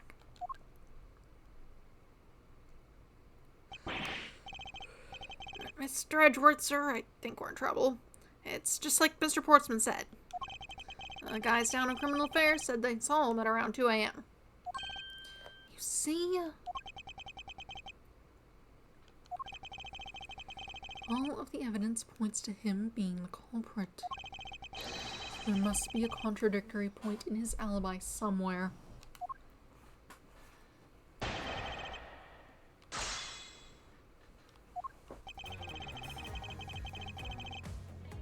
Hold it!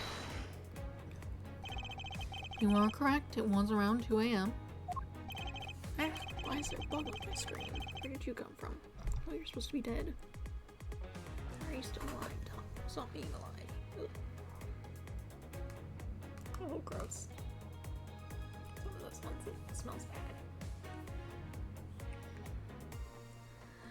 Are you sure? It's really important to me that you're spot on with the time. I remember checking my watch then, and make no mistake, it was 2. Ooh, giving testimony like a pro. Okay, so you came back to your office at 2. And it was then that you had that unfortunate conversation with at gunpoint with the culprit. Hold it! It is as you say. However, yes, however, you are the only one who claims to have bumped into the culprit. So tell me, did you see the person's face? Was it me who you saw? It was pitch black, so I couldn't actually see. Objection! Oh, come now, I'm sure you saw something. Try a little harder, why don't you? I'm beginning to feel like I'm the one being interrogated here. Oh well, it doesn't matter if you remember or not. It only matters that you ran into the culprit. But at exactly that time, I was down in criminal affairs. Hold it!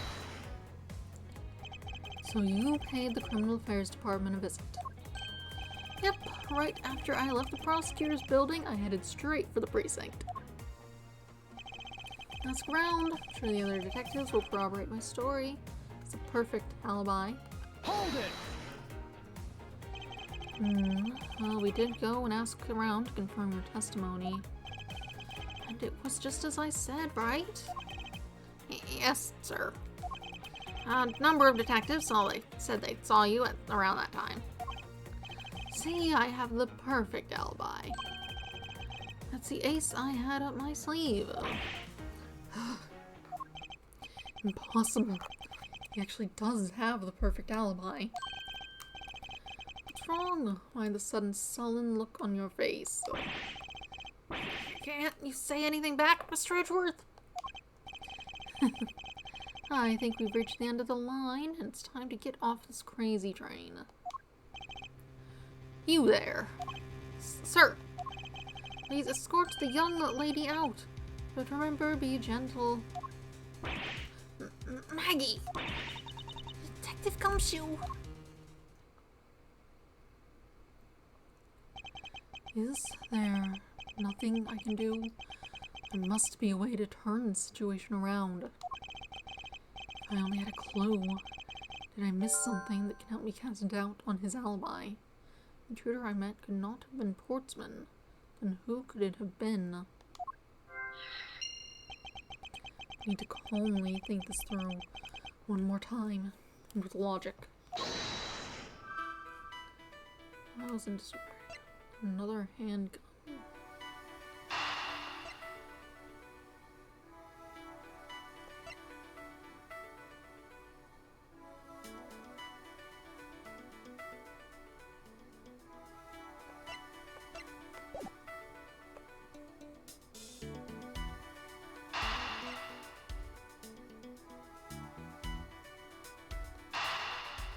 Who does the handgun belong to?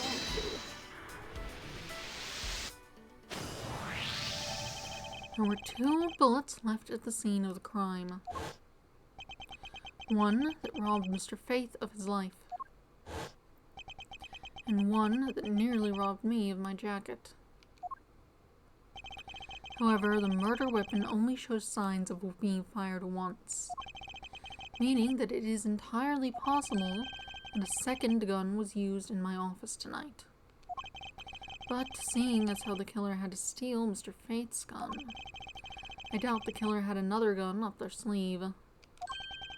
Therefore, the second gun could have been property of an entirely different person, which could mean that there was another person who paid a visit to my office tonight.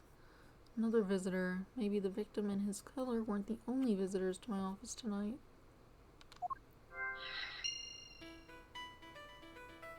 I suppose these are the only thing I've left. Arrange them. Couple people wanted to get my stuff. Supposing there was yet another visitor tonight, that would also resolve the issue of why my shelves were upended twice. We know that the shelves were disturbed once before and once after the murder, so it shouldn't be much of a stretch to think that it was the work of 2 different people. Once by the person who stole the victim's gun and then killed him with it, and once again after the murder by our second culprit. Our second culprit, who was the owner of the second gun. If we suppose that the second culprit's gun was the one that was pointed at my back, Objection! Mr. Portsman, it seems that I need to amend my assumptions regarding this case. Great, you've finally come to your senses. Mr. Edgeworth? Sir, what are you saying? This has been a big misunderstanding on my part from the start. I'd assumed that the person I ran into was the killer. That may not be the case. What do you mean? The person I ran into was just your average thief. A thief? But, sir, doesn't that cause some sort of contradiction in the facts? Not at all. It simply means that the killer was someone else. It means that in actuality, 2 culprits stole into my office tonight. What do you mean 2? It explains both why my shelves were disturbed twice and how there were 2 guns. Mr. Portsman tricked Miss Bird and gained entry into my office. Objection! Now you're just leading the argument. You still don't have any actual proof, you know. If you could please go along with my hypothetical scenario for now, Mr. Portsman. In the end, if you really are innocent, you should have nothing to worry about. Now then, returning to my scenario, Mr. Portsman was out to steal something from me, which is why he checked my secret safe and ransacked my shelves. This is the first time. So then this would be when the files were put back in the wrong order, right? Correct. And just when he was about to look somewhere else, who should walk in but his own partner, Mr. Faith. But why did Mr. Faith come into your room, sir? He probably had business with Mr. Portsman, which is why he was in the area. And that's when he noticed sounds coming from my office, would be my guess. Oh, because you were supposed to be away, right? And he must have thought it was odd, so he came into this office to check it out. Correct. And as a detective, that was the right thing to do. But when he came in, he found his own partner standing there. Because it was Mr. Portsman, Mr. Faith probably let his guard down. But Mr. Portsman was not so merciful as to let him leave alive. He waited for a chance and stole Mr. Faith's gun from him, and then he killed him. He silenced Mr. Faith for catching him in the act of stealing.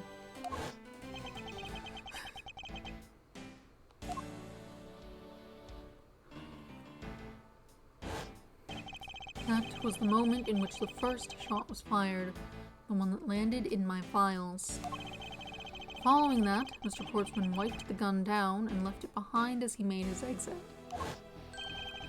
He could afford to do that because he had also left the fake dying message behind.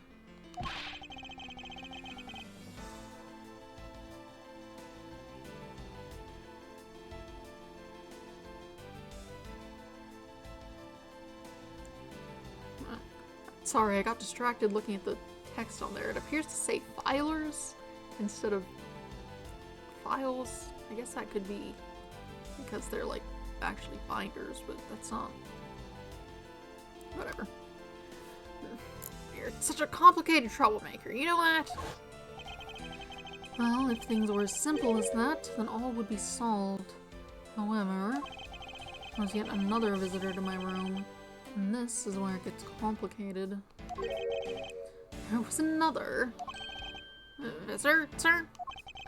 Yes, and this other person's objective was also to steal something from me. Now then, even after Mr. Portsman left, the door to my office remained unlocked. However, this new visitor had no way of knowing that, and so he stole the master key from the security guard's room, and then entered my room and searched through my shelves. This was the second time they were disturbed, and it seems the thief found their prize. The stolen zero file, right, sir? Correct. Only, just as the thief was about to leave with the file, I appeared. The thief then threatened me with their own gun and made their escape. The second bullet was fired during that brief encounter. So the shell was getting messed up twice, and the two bullets. It was all because two different people were doing those things at two different times. Precisely. So, now do you see, Mr. Portsman? The person I met was just a thief, and was not, in fact, Mr. Faith's killer. Your alibi for the time frame in which I ran into the other person is now irrelevant, because we now know that the murder took place during the first culprit's visit. Objection!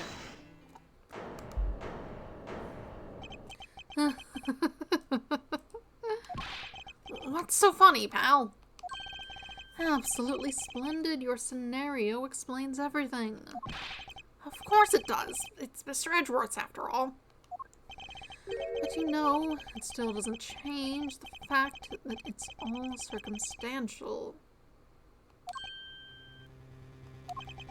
Supposing if, and that's a big if, your theory is right,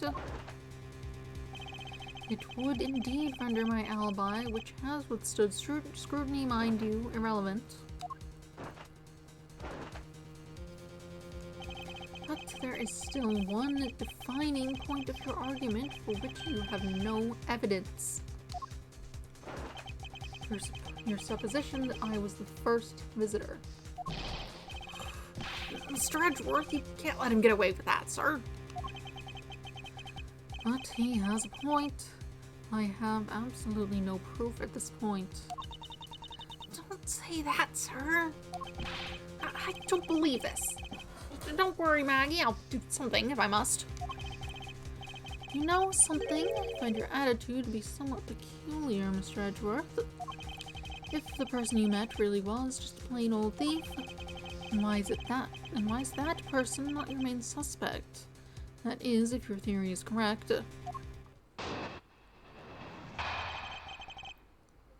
Portsman's Alibi, Part 2. The thief you ran into should be your real suspect, wouldn't you say? You should be out there looking for that thief right now. They might still be nearby. I hate to repeat myself, but as I've already said, I was training in my room.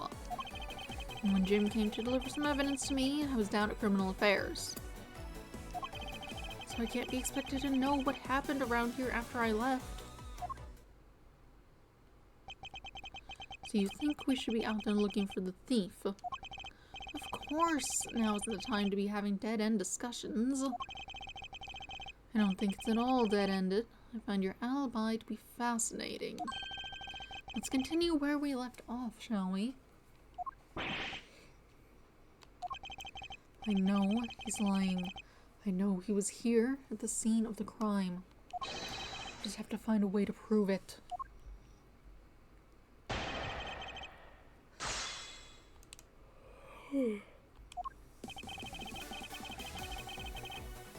Hold it! Actually, no, I wouldn't. Why not? That's elementary. A dying message, of course.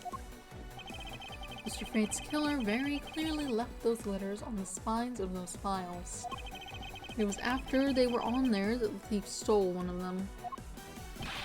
You mean 0 files, right? And that's how we also knew the letters themselves were set up and not from Mr. Fate. If the thief was the killer, do you think they would try to undermine themselves?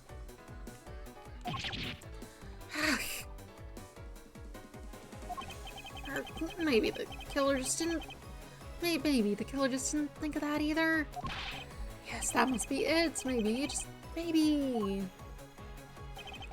I should be out there looking for that thief right now. They might still be nearby. Hold it! Once escaped, I highly doubt a thief would linger nearby. Hell, you never know. Maybe they didn't get what they were really after. Oh, you talk like you know quite a bit about this thief.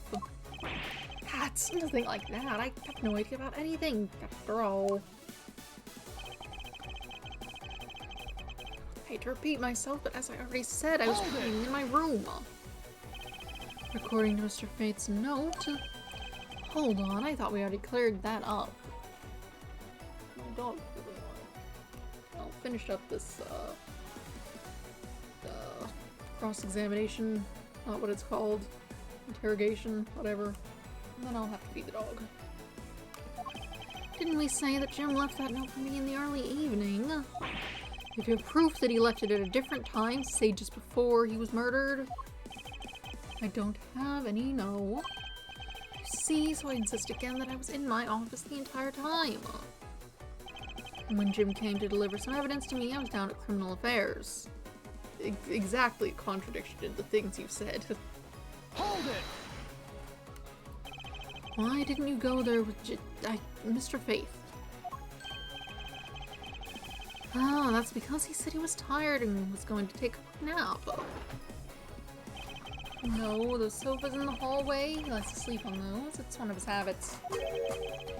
And what of the evidence he brought? Hey, were things related to yesterday's case. Just 2 items, a gun, and a pendant. Interesting. This piece of testimony seems too crucial to let slip through the cracks. There are only 2 items, a gun and a pendant, that are related to yesterday's case. Hold it! A gun and a pendant. Yes, this gun, which was the murder weapon. And this pendant, which belonged to the victim. Of course. And why were you taking them to criminal affairs? There was something in a past case file I wanted to compare these two to. But all this has nothing to do with the case right now. Anyway, I believe you'll find the long paper trail I left to be to your satisfaction. This is all matching up with what Detective Gumshoe found out. So I can't be expected to know what happened around here after I left. Hold it! I can't expect you to know, can I? Nope, but I guess you can't expect me to take a guess based on logical deductions. Oh, then let's see you deduce. Jim waited for me to leave and then stole the master key. The purpose of sneaking into your room, of course. And that's when Miss Bird caught him red-handed, and the murder occurred. It's all exactly as I had laid out earlier. I know he's lying. I know he was here at the scene of the crime. I just have to find a way to prove it.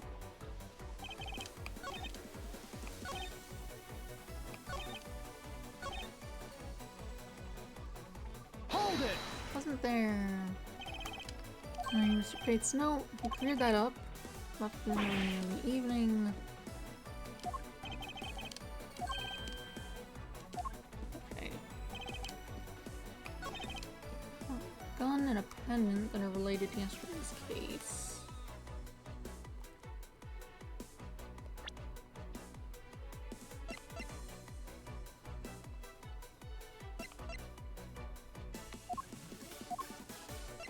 This gun.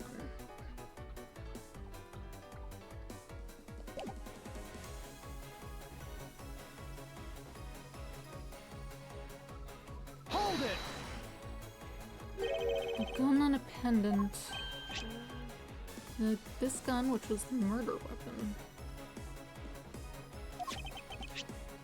And didn't belong to the victim.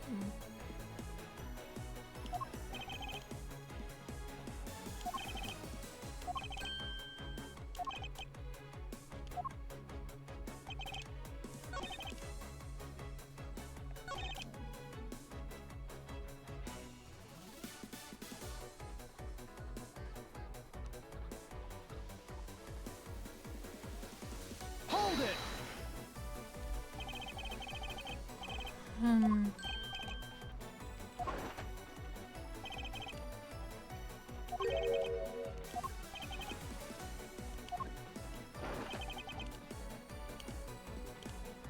Alright.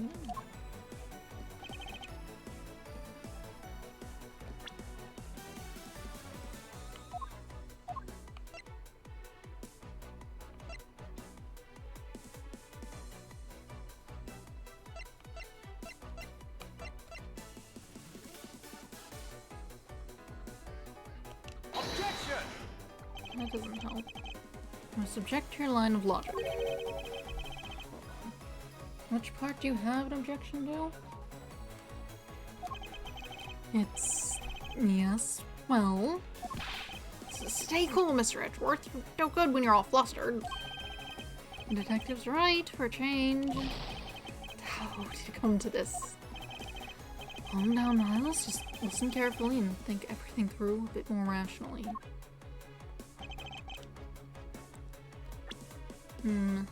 How do I...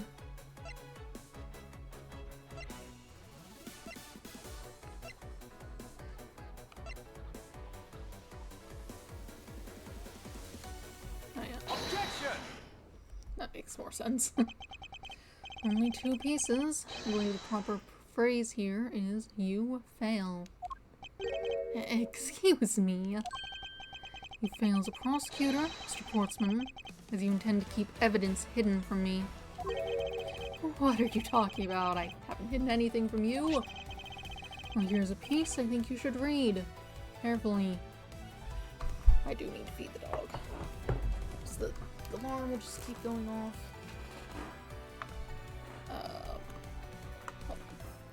So I will be right back. I must feed the dog. I must start knocking things down.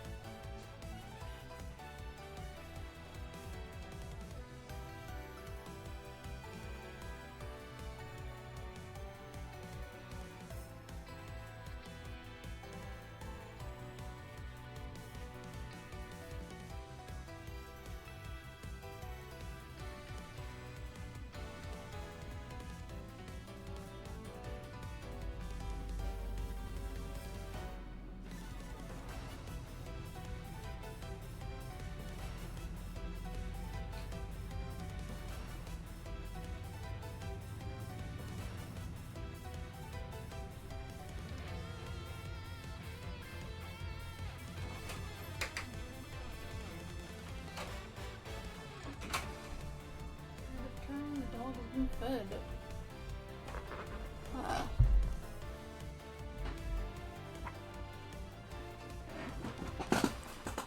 Didn't seem particularly interested in getting up to eat it, but you know, it was given to him.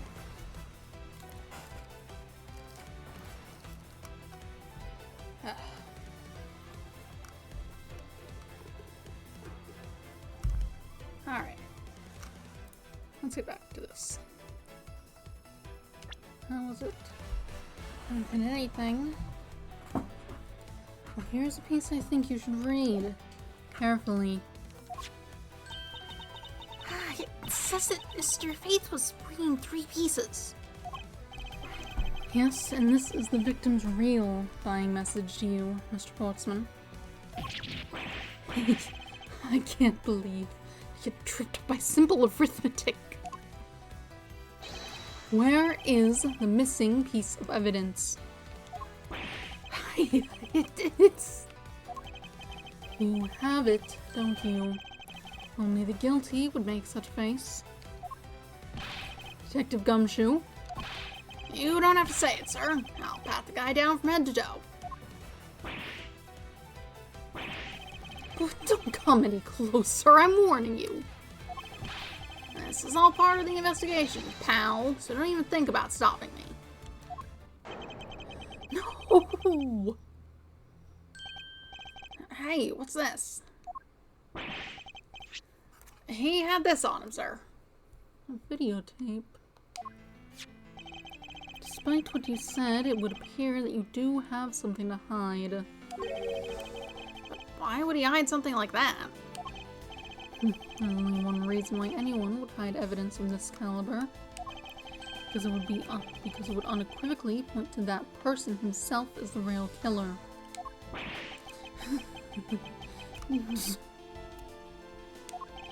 Let's examine this videotape in a little more detail. The section of tape that will drive the last nail into his coffin. KG8 incident. Also blood in it. Let's look at this before you. KG8 incident. Ah, it's a police case number, sir. Does that mean this video is evidence from that case? Interesting. However, what's recorded on this isn't what's important right now. Let's give the casing a thorough once-over. I wanted to see if there was anything to be said about it. Ah, that's blood, isn't it? Yes, and I believe this is what the good prosecutor was trying to hide from us. This blood is still fresh. You mean this might be Detective Faith's blood? No, you've got it all wrong. No amount of denial can save you. We have but to run a blood test to find the truth. You told us that you would receive evidence from the victim earlier. Now you would tell us when and how did the victim's blood find its way onto this video. Yeah, it's totally suspicious. Was it at the moment of his death? Did Detective Faith have this videotape on his personage when you killed him? You know very well there's no way to prove that. Not even if we were to examine this tape for fingerprints. If I had to take a guess, I'd say that the only ones on here would belong to the murderous you and Mr. Faith. No, impossible. Hey,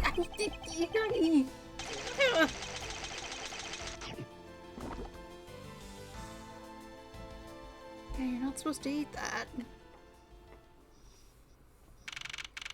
March 14th, 5:47 a.m., High Prosecutor's Office, room 1202.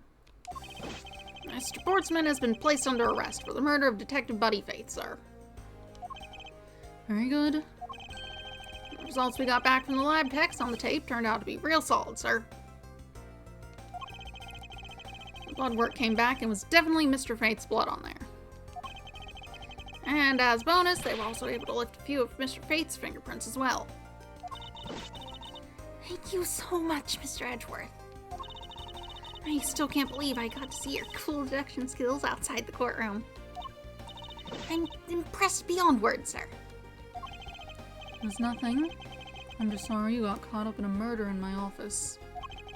Please accept my apologies.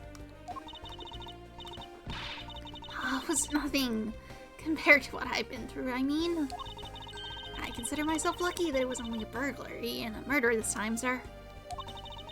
If it had been a hold-up or a hostage situation, I'd have thrown my hands up in the air. I think I'm finally rising up from a goddess of misfortune to just an unlucky person. Something tells me we should have hired a different person for security detail. You know something, sir. That Mr. Portsman really was one corrupt prosecutor. And why would you say he was corrupt? Well, I heard there was a number of suspicious things relating to his court cases. There's even rumors about how some of the evidence he uses is forged, sir. Forged evidence, huh? And they say he even decided not to prosecute a few cases for some really vague reasons. Oh, that guy was a complete disgrace to the entire profession. I never did get around to asking what his reason was for breaking into my office. Yeah, whenever we got near that topic, he just climbed up. Although we can be pretty certain that it was to steal something. This is just between you and me, sir, but there's a rumor that some sort of huge organization is involved behind the scenes. Oh, well. With Mr. Portsman not willing to divulge anything, certainly lends credence to that rumor. It would seem that we haven't heard the last of this. Well, then Mr. Portsman isn't the bad guy. I didn't say that, but rather there are still many more mysteries for us to solve. For example, we still haven't figured out the significance to this piece of evidence. Take that! The person who stole this file, the other villain of the night. Yeah, I wonder who it was.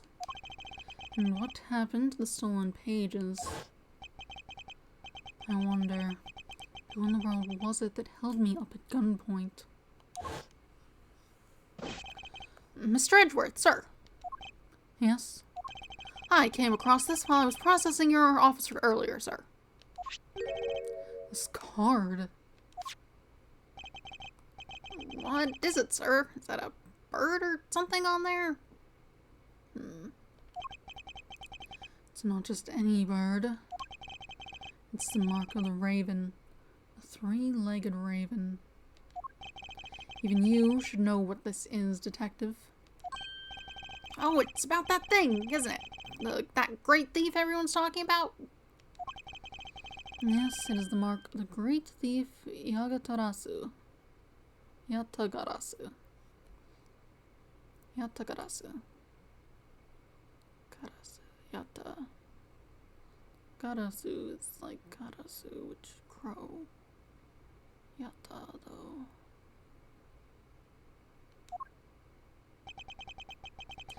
Under the mark of a legendary bird, the Yatagarasu is noble to the end, a modern Robin Hood. Labeled mysterious and phantom-like, the Yatagarasu appears and vanishes at will. Mercurial News, Yatagarasu haunts embassy, vigilante the business world reappears. While we don't know much about this thief's ultimate goal, we do know the targets. The Yatagarasu likes to find and make public evidence of corrupt dealings of all sorts. The theft is always performed in silence and always with perfection. Once a target is chosen, no dramatic calling card or announcement is sent forth. Instead, the chosen corporation is infiltrated without even the target noticing. Some days later, the evidence that was found is sent out to the mass media, along with this single card. Although it has been a while since the Yatagarasu's last appearance. Hey, Mr. Edgeworth, look, Something's written on the back. What? Let me see. Location of where the thief put the... It's the location of where the thief put the stolen files. Is it? Looks like some sort of code. So the person who stole the contents of the files, the Yatagarasu. Yatagarasu organization. But a few keywords are popping up in this mystery. The murder in my office.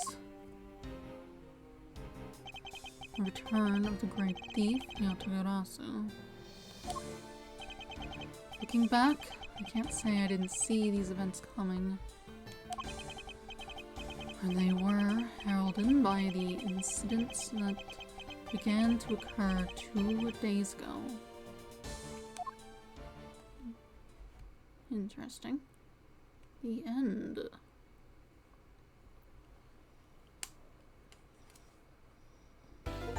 Save progress, sure. Turn out visitor for completing episode 1 without using story mode.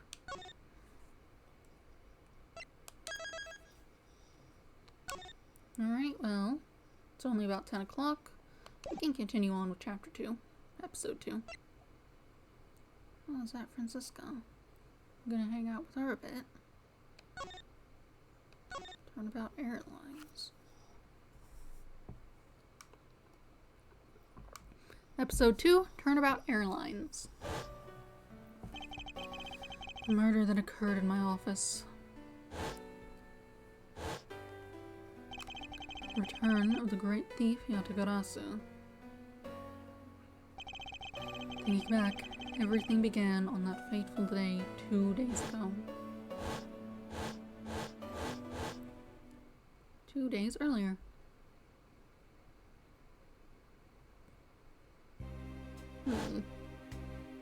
That's a bottle. Okay, that's fine.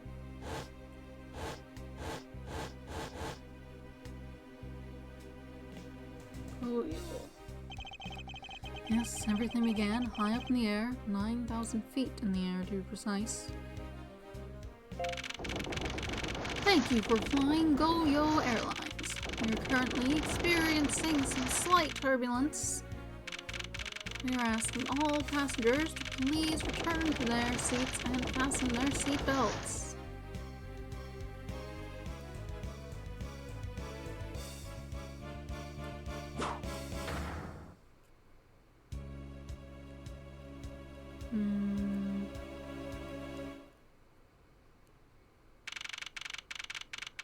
March 12th, 6:13 a.m. Flight G39,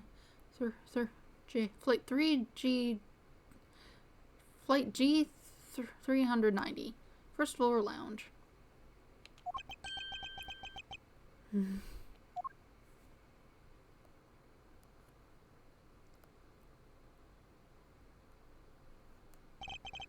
Why do I feel like I just woke up from a horrible nightmare? 6:13, huh? Guess I was out cold for about 10 minutes. Slight turbulence indeed. Ladies and gentlemen, we are currently experiencing some slight turbulence. For your safety, we ask that you return to your seats and fasten your seatbelts. Suppose turbulence is to be expected on flight. Admittedly, I'm less than comfortable with anything resembling earthquakes. What's this? A travel wallet. It's not mine. But it's someone else's travel wallet wound up in my pocket. Oh, my head. I want this headache go away. I'll take care of this travel wallet later, or hand it off to an attendant. Earthquake like turbulence to an elevator. What kind of plane has an elevator? I mean, I've never been on a plane, I suppose, but it seems like something you don't need on a plane.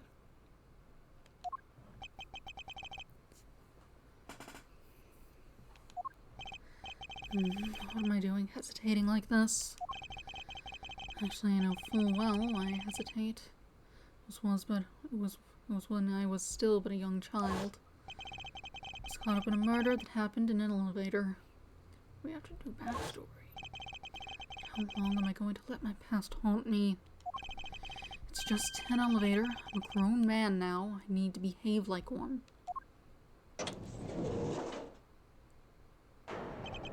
Hello? What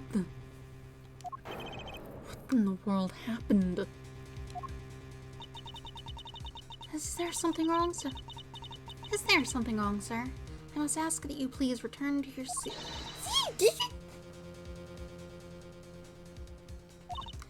He's dead! Please calm down. We mustn't jump to conclusions without all the facts. What's wrong? Did something happen? You murderer! No, you have it all wrong. It wasn't me.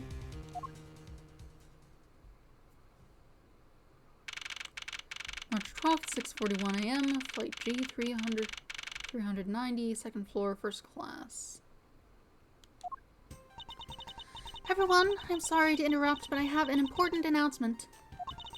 I am one of your flight attendants today, Rhoda Tenario. Unfortunately, we have just had a minor accident on this flight.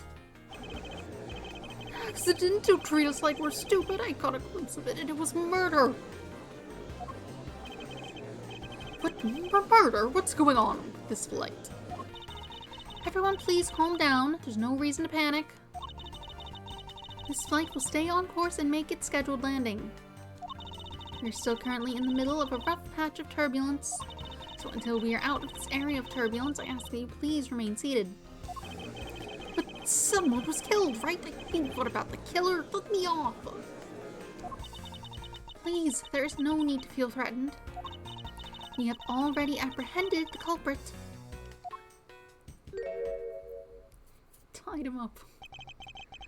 I ask that everyone please remain calm. What the heck is he talking about? Why should we remain calm? My name is Miles Edgeworth. I'm a prosecutor, and I assure you I am not the killer. Being a prosecutor doesn't make you incapable of murder, buddy.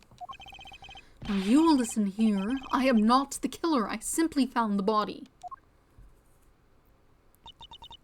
So you say, however, I am sure that you are the perpetrator of this crime. I swear in my honor as a professional flight attendant. Was that right? I know what I saw. There's even very strong incriminating evidence to back me up.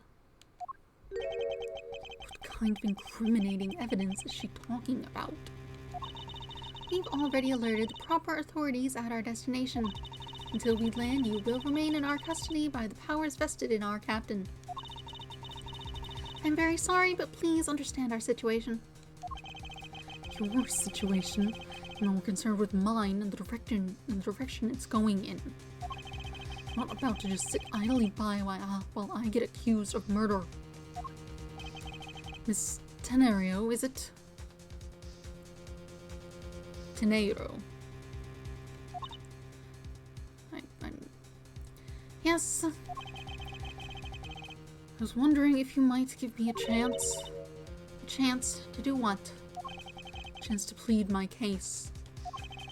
And a chance to ask what you meant by incriminating evidence just now. To accuse a passenger of such a grave crime without allowing him to give a proper defense.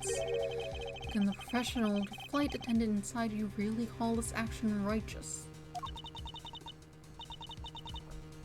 You have a point. Very well, I'll listen to what you have to say.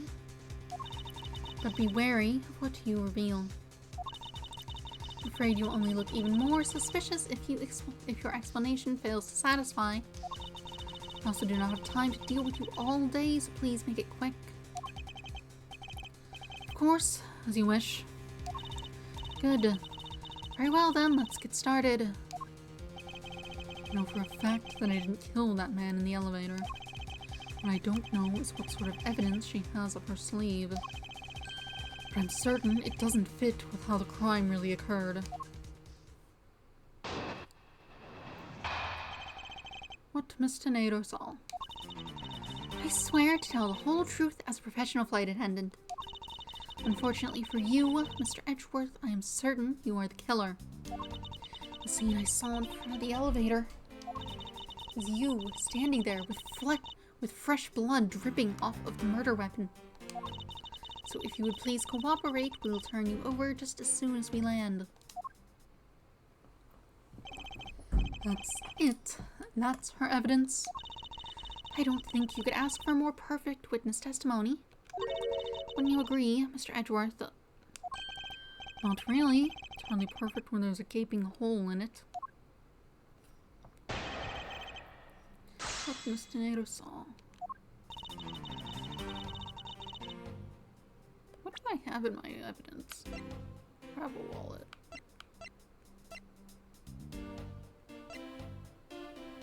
I have a magazine. I'll deal with that later. Hold it! Tell me, what exactly puts the pro in professional flight attendant for you? Well, it means we are very professional about how we take care of our passengers. Services like fetching papers and responding to calls are done with speed and accuracy. I can assure you that I give testimonies with the same level of professionalism. I'm sure you've already realized that by now, right? It's been hard to appreciate your professionalism when I'm the one under suspicion. And there you have it. My professional testimony is accurate and reliable. Unfortunately for you, Mr. Edgeworth, I'm certain you are the killer. Hold it! You certainly seem sure of yourself. Of course, a professional flight attendant can't afford to make mistakes after all. Perhaps, but you must admit there are few who can look at a murder with a clear mind. The attendants all go through extensive training and are always calm and collected. You'll even call me, serve you coffee if you so wish, as the plane makes a splashdown. I fail to see how that would be the calm and rational thing to do in an emergency. Even until the bitter end, we are there to serve the passengers. That is the duty of all professional flight attendants. You certainly are confident. Anyway, shall we return to your testimony? Scene I saw in front of the elevator. Hold it! Yes, what did you see in front of the elevator? That's what I was just about to tell you, Mr. Edgeworth. Framed by the elevator doors and bathed in the light coming from within, it was you, standing there with fresh blood dripping off the murder weapon. Hold it! A murder weapon dripping with blood. Really now? I swear that was the grisly scene I saw before me. Thank goodness it wasn't a passenger who saw, or there'd be widespread panic by now. As I recall, you were quite panicked yourself at the time. Excuse me? You were scared enough to misread the situation and accuse me of murder. Nonsense! Professional flight attendants cannot afford to be that flustered.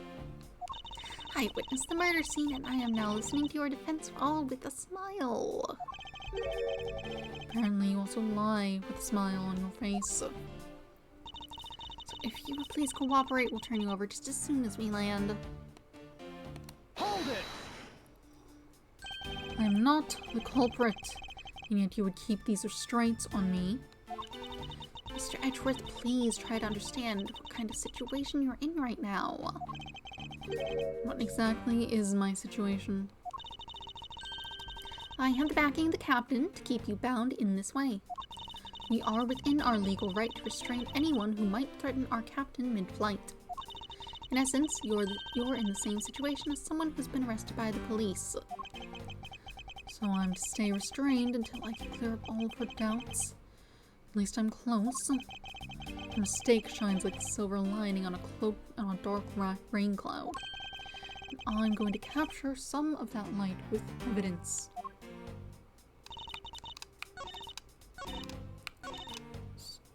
Murder weapon? Incorrect. It was a wallet, and also I'm pretty sure that's like wine or something. Objection! Miss Tenero. What is it with the yelling all of a sudden? Force of habit. Well, it doesn't matter. Miss Tenero, you say you saw the murder weapon dripping with blood. Is that correct? Yes, all that blood drip. Just recalling that scene sent a chill down my spine. Sorry, but your so-called professional flight attendant training has failed you. What? I'd like to direct your attention to this. Do you know what this is? It's a travel wallet, right? But it looks a little big and bulky. The thing you saw me holding when I discovered the dead body in the elevator was this very travel wallet, Miss Tenero. What? Impossible! Now then, do you still think I am the killer and I killed him with a travel wallet? But I saw blood dripping from the wallet. I know I did. As you can see, this wallet is clearly stained. But if you would be so kind as to take a whiff, I think you'd agree it's only grape juice. Then... That's right, you mistook grape juice for blood. The murder weapon dripping with blood does not, in fact, exist. No! There, that should clear up that pesky accusation. Wait just a sec. That is... I mean, even a wallet could be deadly if it was wrapped around something heavy. I demand that you show me what's inside, please. She's trembling, and the tacked on please at the end. Sounds like I've got her. There's no need to look inside, even you can tell from its appearance that it's light. No, I can't be sure of anything until I see the contents of that wallet for myself. She's a persistent one. Suppose we have no choice but to see what's inside. Miss Tenero, if you would be so kind as to open the wallet and check its contents for me. Alright. I usually don't pry into passengers' belongings, but we have no choice here.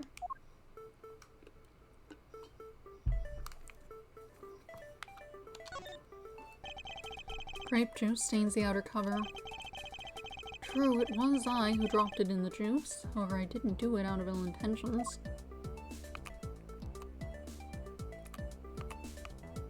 How does one open? Open. Oh, this way.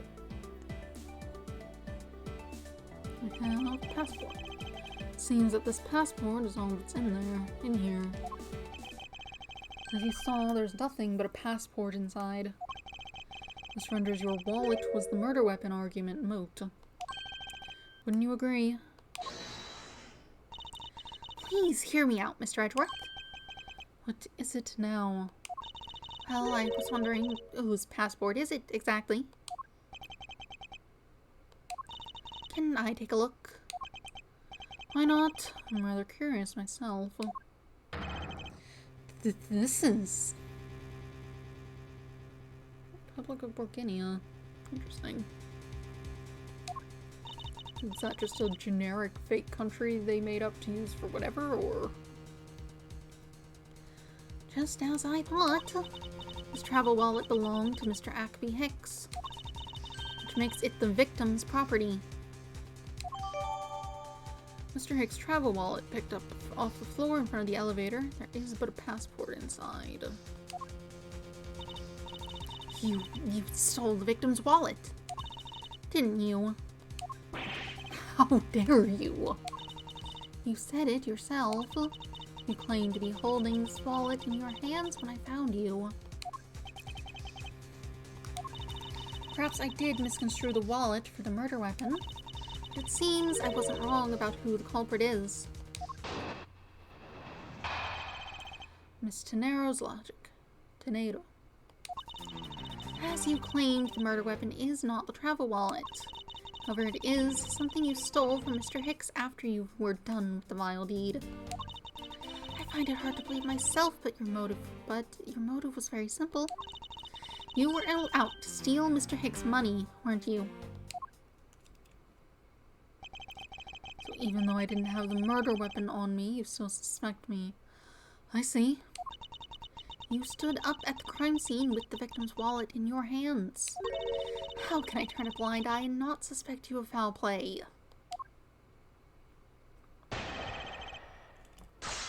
Murder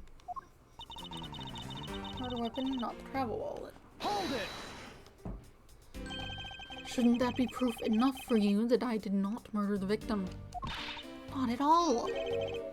Oh, and why not? Because that wallet may not have been what I thought it was. However, it is something you stole from Mr. Hicks after you were done with the vile deed. Hold it! You think I stole it? Yes, I'm very sorry to say it, and I wouldn't usually be so rude, but it must be said. I never thought I'd see the day, but here I am calling a passenger a thief. Maybe I should put on a serious face and say it more directly. I believe you've removed the wallet from the victim's personage. It really doesn't matter how you phrase it. What I'd like to know is why you think I stole Mr. Hicks' wallet. I find it hard to believe myself, but your motive was very simple. Hold it! I don't think I have any sort of motive to speak of. I've never met Mr. Hicks before, and our only connection is this one flight. But that is more than enough of a reason. How do you figure? He was sitting in first class, and I think the implication is quite clear. You were out to steal Mr. Hicks' money, weren't you? Hold it! You think I was after his money? Where did that cockamamie idea come from? True, you are also a passenger first class, but I thought something was off about you and those deeply etched lines on your forehead. They're not lines, they're perfectly normal and part of my natural face. I don't think I've ever met someone with such a terrible countenance on a flight before. And that's when it hit me. You have the face of someone with money trouble. She really is making a fool of herself pursuing this line of logic. I should spare her and present the piece of evidence that contradicts her testimony. Murder weapon. Murder simple. There's not even any money in this thing. Objection! I wonder if I might get a word in, Miss Tornado. But what is it now? Miss Tornado, I wonder if you noticed the contradiction within your own testimony. What are you talking about? Simply put, as you saw with your own eyes, the only thing inside Mr. Hicks' wallet was his passport. Ah! If I really was after his money, then why would I steal a penniless traveler's wallet? Ah, but that's right, Mr. Edgeworth. You didn't know it was empty when you stole it. You would like to think that, but that's not possible. What do you mean it's not possible? There's no way the killer didn't know that the wallet was empty to begin with. Oh, and what makes you so sure? How can I show her that the killer knew the wallet to be empty from the get-go? Something over here? The fact that the money's all over the ground, I guess. Take that! If you would recall the crime scene, I admit that the wallet was probably not empty at the time of the murder. That's pretty evident by the bills and cards strewn about the inside of the elevator. Oh no! I think you've come to realize the problem with your logic. I would surmise that the victim's wallet fell out during their struggle, and that's when its contents emptied onto the floor of the elevator. I doubt the killer could have missed such an occurrence. So then you're saying... Yes, according to your supposition, if I were the killer, I would have been going after a wallet I knew to be empty. And since I clearly was not attempting to gather the scattered money, it renders your argument of theft completely invalid. I... Forgive me. Please.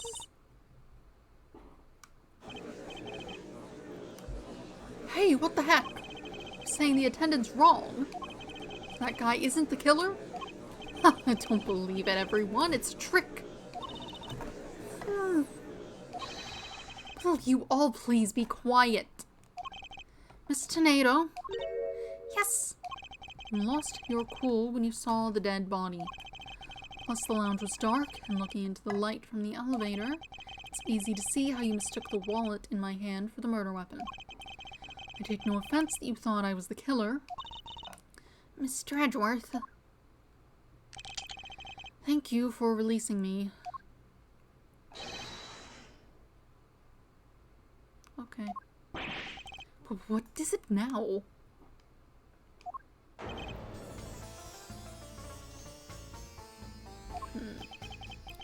Miss Tornado, if you could please translate, I'd be much obliged. It sounds like Virginian, but I don't understand any of it. There's not another attendant on this flight who... There's another attendant on this flight who...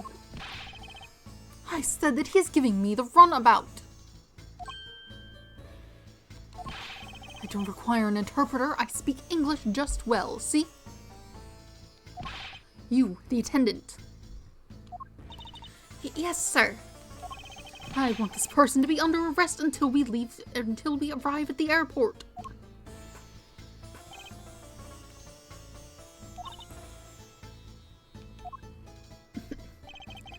I'm sorry, sir, but what exactly are you hoping for?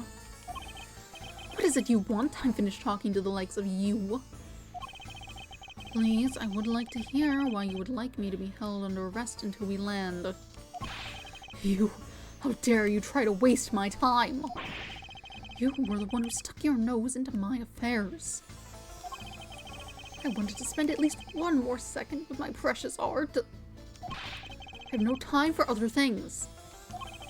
I know what you are. I see through you. Insolent. Yes, I'm pretty sure that's how you say it. Insolvent, you say. Yes, I'm pretty sure that's how you say it in English. Well, I should hope I'm not monetarily bankrupt, but I don't think that's what you meant. I'm sorry, but I don't think I caught your name. I'm Zinc LeBlanc II. I'm a very wealthy man in Borginia. I'm not an ordinary rich man. I'm an art dealer, a rich seller of beauty. Mr. LeBlanc, what did you mean just now? Pardon? When you said that Mr. Edgeworth was giving me the runabout. I have to explain. Unbelievable. I will say it once and only once. I have not even a second to waste. Time is money, as they say. Yes, and yet you continue to blather on. Yes, I saw it. I saw it. Yes, I did. The victim go into the elevator. Go onto the elevator. Going down to the lounge. It was at exactly 6 o'clock. It was exactly at 6 o'clock. Licensed love, laugh, maim, and murder. Yes, that's a movie poster.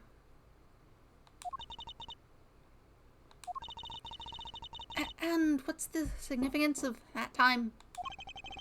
At 6, he says. Wait, you saw him at 6? What's the matter, Mr. Edgeworth? He understands, see? He understands, I see. Miss Attendant, what time did you discover the body? Well, it was a little after that patch of turbulence, so I would say around 6:15. Aha! Hicks was his name, was it? I say that man Hicks was killed in the 15-minute time span. And the only person in the lounge at that time was this prosecutor, yes?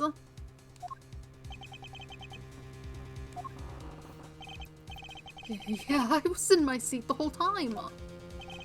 Me too, I was watching the movie and enjoying a fine glass of grape juice. I was still eating. Still haven't finished, see? The other passengers have an alibi, so you have no problem with them, I suppose. No complaint, I see, not a single word against this, right? I have no way of discounting what you have put forth at this point, but it wasn't me. Oh, so you say? But do you have what you say, the evidence? Mr. Edgeworth, are you really the culprit after all? Miss LeBlanc, I suppose you are quite certain in what you saw. Mr. LeBlanc, I suppose you are quite certain in what you saw enough to give testimony? Of course, I was looking at that man the whole time. He was playing with that annoying little, small machine the whole time. Machine? Yes, that's what you people call it in English, yes. It's making me crazy with the click, click, click. In that description, it sounds like some sort of small computer. I believe what Mr. LeBlanc is talking about is a cell phone. I have to say, I did see him playing with it quite a bit myself. A simple cell phone, a laptop or organizer I can see, but that's kind of low budget. I hate that noisy little machine in his hand. Not a fragment of beauty, all it produces ugly sounds. Anyway, I know what I saw. Miss Tornado? Yes? I was wondering if I might be granted permission to examine the crime scene. What did he want to examine the crime scene? If he would grant me a little measure of time, I'm sure I can produce the real culprit. I don't like the sound of that. Fox in the duck pen. Yes, I think that's how you say it in English. It's Fox guarding the hen house, and I believe my innocence was proven earlier. And if I'm given the chance, I can clear up all the remaining doubts. Miss Tornado, if you wait until we arrive, there's a good chance that some evidence will have been destroyed by then. I understand. Let me see what the captain has to say. Ha!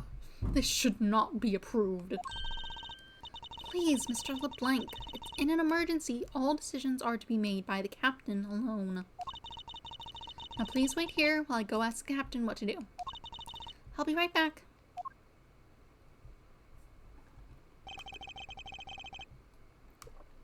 You are not planning to erase evidence when you are doing your investigation, yes? Of course not. Huh, we'll see.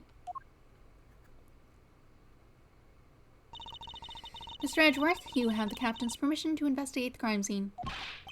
What? Unbelievable. I am in your debt, Mr. Tornado. However, there is one condition. I am to supervise you. Can you agree to that? Of course, I see no problem with that stipulation. It's only natural as I am still a suspect in this case. I take full responsibility and will watch Mr. Edgeworth's every move. I hope this is reassurance enough that there will be no foul play. Now then, Mr. Edgeworth, shall we proceed? If you should need my help with anything, please feel free to use Y to talk. It's time to head to the scene of the crime. First floor lounge.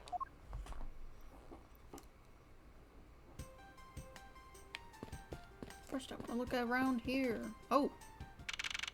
Or not. Or I'll go this way. I didn't think I could do that. Whatever. March 12th, 7:26 a.m. Flight G390, first floor lounge. I want to thank you for your help back there, Miss Tornado. It was nothing. You should thank the captain for granting you permission. And just so everything is perfectly clear, I still don't trust you. Your standing with me hasn't changed one iota. You see, I will bear that in mind. I received an order for the captain earlier. He wanted you to know that we reserve the right to stop your investigation if we feel you are not making progress. And when we do, he asks that you please return to your seat at that time. So my time runs out at his and his crew's discretion, does it? I have to find a way to discredit Mr. LeBlanc's testimony before time's up. I understand. By the way, is there any place you can think of where the killer might hide on board? I don't think so. After every first-class passenger was accounted for at his or her seat, we made a thorough search of the plane. As for business and economy class, no one can move between those two classes in first class without a staff keycard. And we found no record of a keycard being used at all. Which means that I have a first-class killer on my hands. At least I know that much for sure. And one other thing. No one else has been allowed near the crime scene since the murder was discovered either. Investigation. Now then, let's get started. But where should we start from? Let's start with Mr. LeBlanc's statements. The crime occurred between 6 a.m. and 6:15 a.m. During that interval, the only person in the lounge was myself, which would make me the prime suspect. However, since I did not kill Mr. Hicks, it means the killer was around somewhere. If we are to believe what you say is true, then yes. The first order of business will be to gather information to win your trust. Let's look at our evidence we have. Take a closer look at, say, this magazine. All times shown correspond to our departure time zone.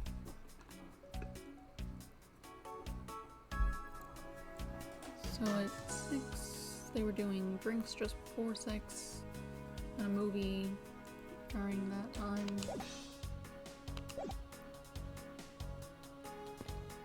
Let's check the cause of death, I suppose. What floors does this elevator service? Only the first and second, although it can also go down to the cargo hold. However, that requires a flight crew keycard. So the only floors accessible to passengers are the first and second, huh? You're not... I won't rest until I've inspected every suspicious-looking nook and cranny. Alright, there's blood on the back of your head. Doubt anyone was expecting to find a dead body in an elevator on this flight. So Mr. Hicks, he's really dead. Yes. She's trembling, though I can't fault her for that when there's a corpse right there. Mr. Hicks, if you're really dead, then please answer yes. She sees over the trembling now, although a new symptom seems to have appeared. Anyway, I should focus on the victim's body. Let's see. There's blood on the back of Mr. Hicks' head. Can this be the cause of death? He appears to have been struck very hard. Suggests blunt force trauma, but what caused it? Even his glasses are broken. Were they broken during the murder? Lanyard. I wonder what was hanging off his lanyard. Something's missing from this picture. Oh, if I could just put my finger on it.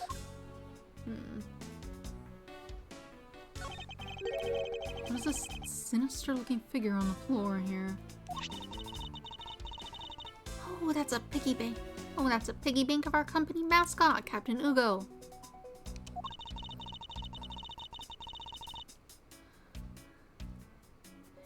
It's just one of the many pieces of merchandise we sell at our in-flight shop. This bank is a limited edition and so popular that we're down to our last one. You have an in-flight shop? Yes, it's just beyond the lounge to the right. The shutter to the store is closed at the moment. But it was open the whole flight up until Mr. Hicks' body was discovered. There's blood on here. This has been the murder weapon.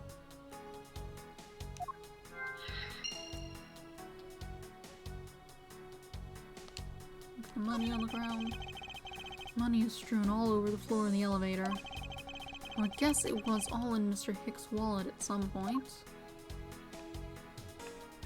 Cards as well.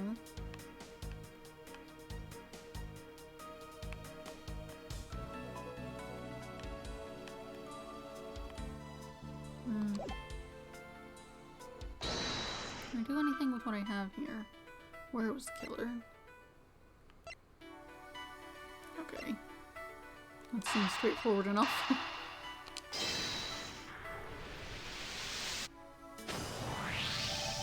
Statue with blood on it lying next to the body of a man who was beaten to death. Oh, Mr. Edgeworth, I think I figured something out. Yes? What is it? The way the blood is on this, it looks like it matches up with the wound on his head. Well, aren't we deserving of the Master of the Obvious title? Well, what do you think, Mr. Edgeworth? Don't you think that's worth investigating? It would appear that this figurine is our murder weapon. Oh, I just knew it. I mean, I can't think of any other connection. Perhaps Master of the Obvious would be more Master of the Oblivious would be more befitting. Captain Ugo Piggybank data jotted down in my organizer. Usually on display at the in-flight shop, found at the crime scene, blood on it. Still more to be done there. A pity that a bronze statue knows not when good drink has been spilled at its feet. This is a statue of our founder, Mr. Ugo Hughes, who was a big fan of grape juice. I'm sure he would be thrilled if he knew so much grape juice was here at his feet. Definitely not mine, don't worry about it. Is that a hint of hero worshipping I detect? What's this about? The in-flight shop is just beyond these shutters. But we don't have permission to open them, so I'm afraid I must leave them closed. There must still be clues to be found here in this lounge. I must remain ever vigilant. Ooh. Glasses and candles thrown into disarray by the turbulence. It's been a while since I've seen this big of a mess. It's terribly embarrassing, but I thought it was an earthquake for a second. I frantically started searching for gas valves to shut off. Oh.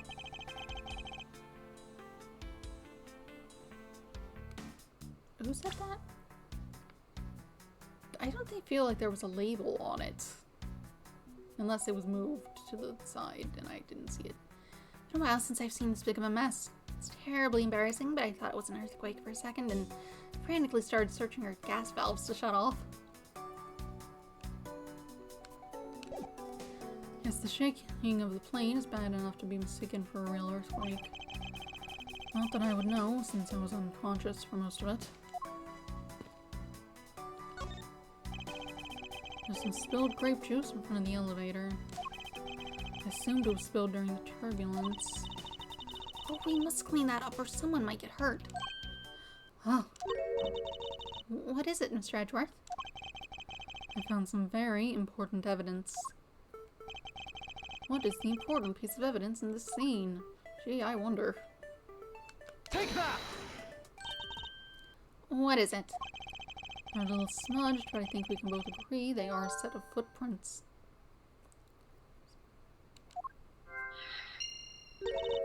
So you think? Yes, these belong to our killer. Oh, maybe we should check the shoe sizes of everyone in first class. I don't think that will be of any help to us. Unfortunately, the prints are too smudged, which will make it hard to get a definitive match. Oh, I see. Well, we can say they're not heels, at least. Not that it looked like anyone there would have been wearing them. But, you know, seems like it's probably not your shoes.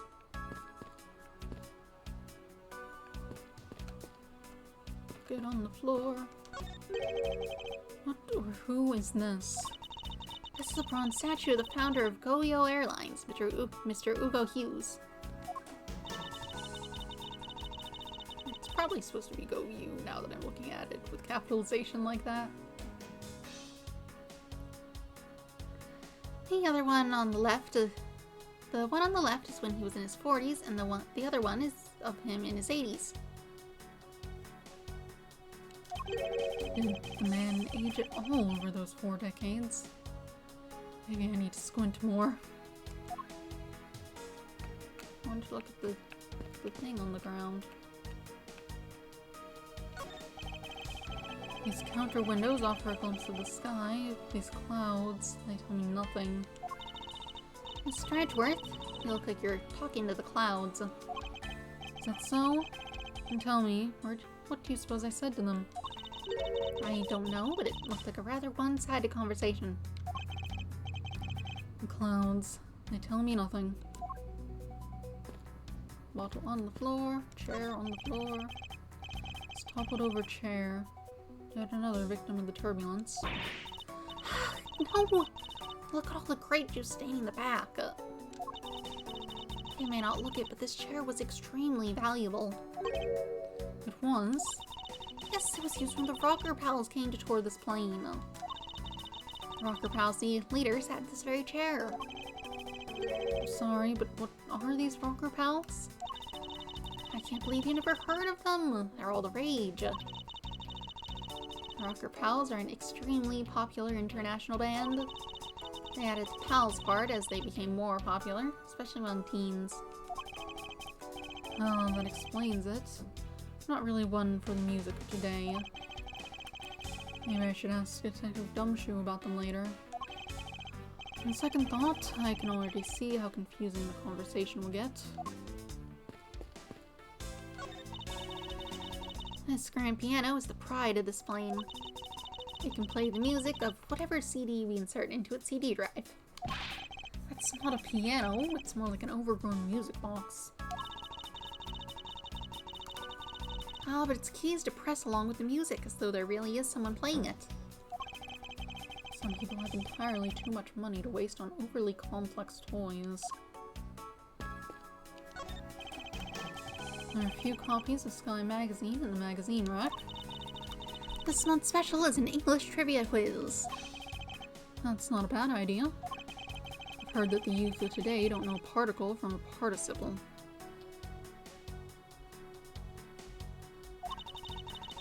Now, please don't go around confusing people with made-up words, Mr. Edgeworth. Who's ever heard of such a silly word as a participle? Case in point. Bottle on the ground, glass on the floor. These bottles and glasses must have been broken by the turbulence. There is quite a bit of broken glass here. Please do be careful when passing through the area. Thank you very much for the warning, Mr. Edgeworth. However, no matter how kind you are towards me, know that it does not clear up any suspicions I have about you. I wasn't warning you for the sake of clearing my name. Door. This door leads to the flight attendant's room, but please understand that it is off limits to all unauthorized personnel. The room is giving off the scent of women's perfume. One would think that perfume would smell great. However, to me, it simply smells. Not that I have any interest in what lies behind this door. Perhaps we should return to the investigation, Mr. Edgeworth? Mr. Edgeworth? Sorry, I spaced out for a second there. I cannot stand perfume, or really overly scented anything. Must be missing something over here. Otherwise it would be checked off, right? Ooh. Oh, you have something in your pocket. There's something sticking out of his pocket. Hope you won't mind if I take a look at what's inside. It's a picture. It looks like it was taken inside a building somewhere. Some sort of museum, it looks like. Got some obelisks and a big carved thing. Photo of Mr. Hicks data jotted down on my organizer. Found in the victim's pocket. A souvenir picture, perhaps? Okay, and now that we've seen everything, we haven't seen everything. Shoes. There's no grape juice residue on the soles of his shoes. Again, highly unlikely that Mr. Hicks entered this elevator after the turbulence. Sure. We can deduce something. What do we have to deduce with? This doesn't seem to have a clip, so it probably wasn't around your neck. That'd be a weird place to keep it anyway. Something ought to have been around your neck, but... Let's take a closer look at this thing. Little creature. Just blood. There is some blood on one of the corners. Can this piggy bank be the murder weapon? Get off. There's a slot.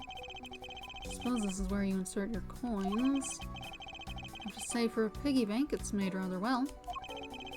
So well, in fact, I'm not sure there was a way to take your money out. I was looking at that.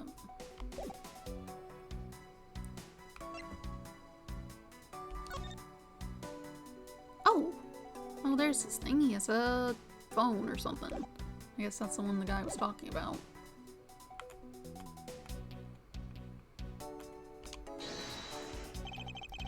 This spot's on how connected any of the evidence I hold. Oh. Mr. Hicks' machine is nowhere to be found.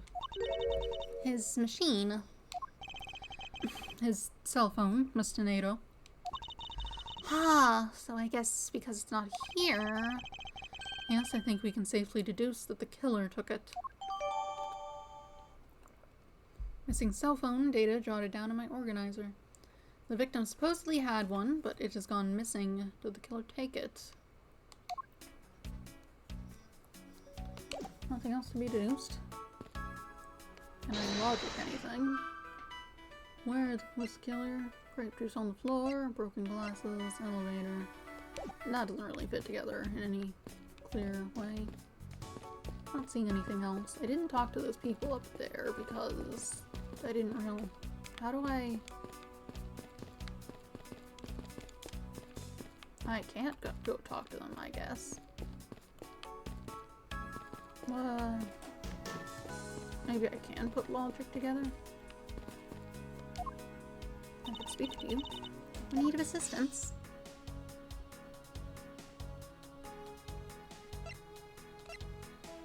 I was wondering if you noticed anything, Miss Tornado. Yes, I can't help but notice the sad atmosphere in here. Yes, it is a rather tragic crime. I'll say, robbing the poor man after bludgeoning him to death. Talk about rubbing in the salt.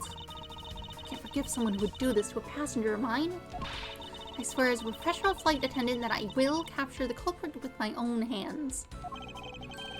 And I promise to the prosecutor to solve this case with logic and deduction. I should go over all the leads I've collected so far one more time. The key to solving this lies at the intersection of my logic and the evidence. Right, so... Cell phone, missing... I looked at all these. You had it whenever you went to whatever you were at. You don't have it now. Your wallet's all scattered on the floor.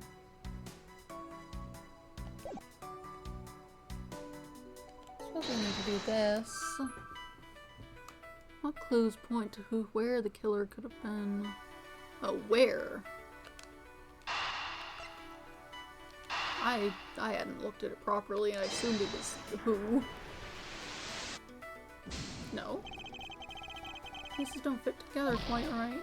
They don't? Why? Look at how the footprints lead in here.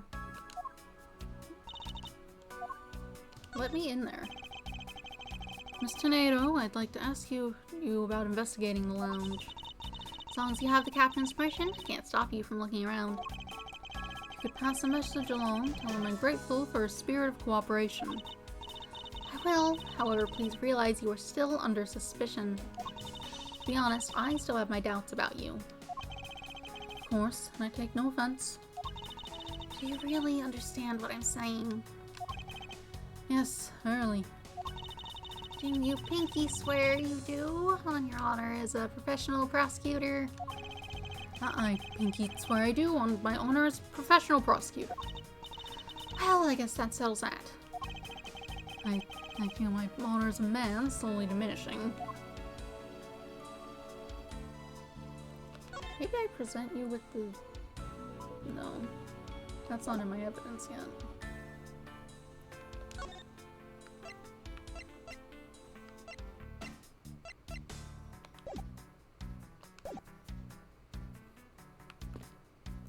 I want to go in here. Must be clues in the lounge still.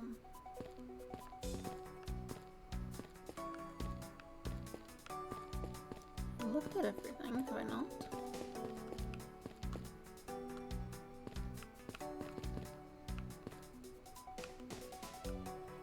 There's a bucket on the floor, but I can't seem to look at it. Does my mouse help anything? Not really. Candles. I must need to do... Everything's checked off. I must need a logic thing.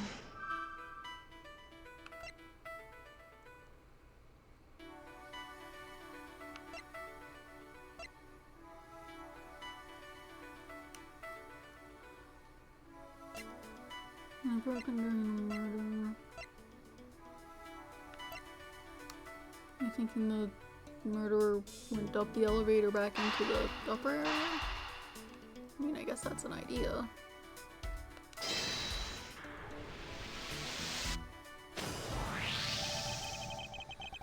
True, there wasn't anyone else in the lounge other than myself right before the turbulence.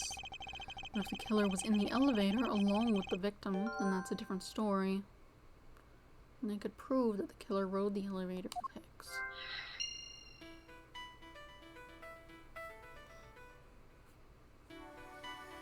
Can I?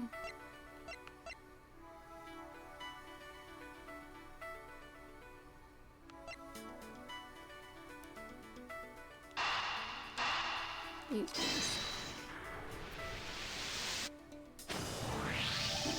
I have it.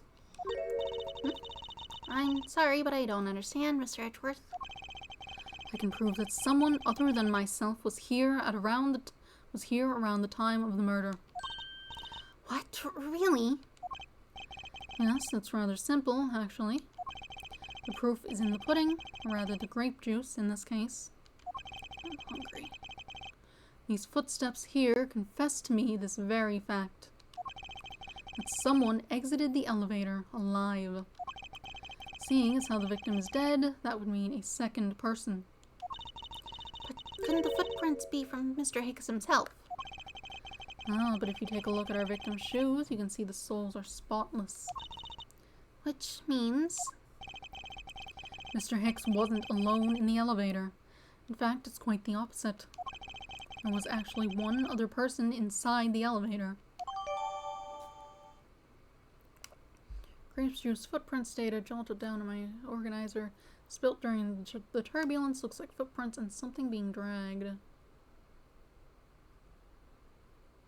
Oh yeah, there is that, huh? What would you be dragging though? What's going on over there?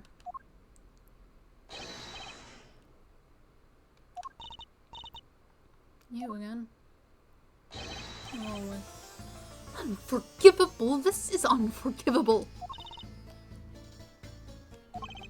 Do you understand what I'm saying? The movie is late.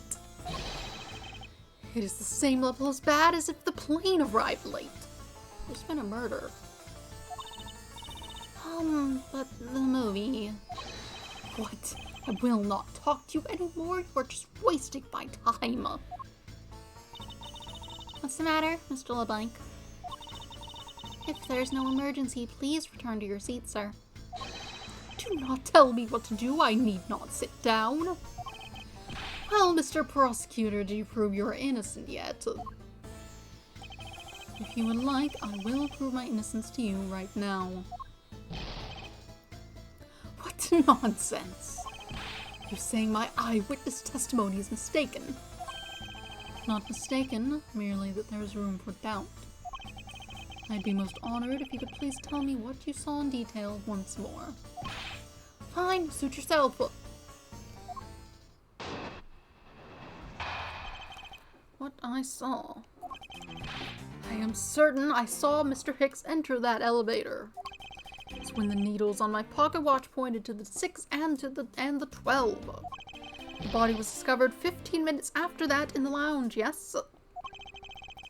Then you, the only person in the lounge at that time, must be the criminal. Mr. LeBlanc's conclusions seem to make logical sense.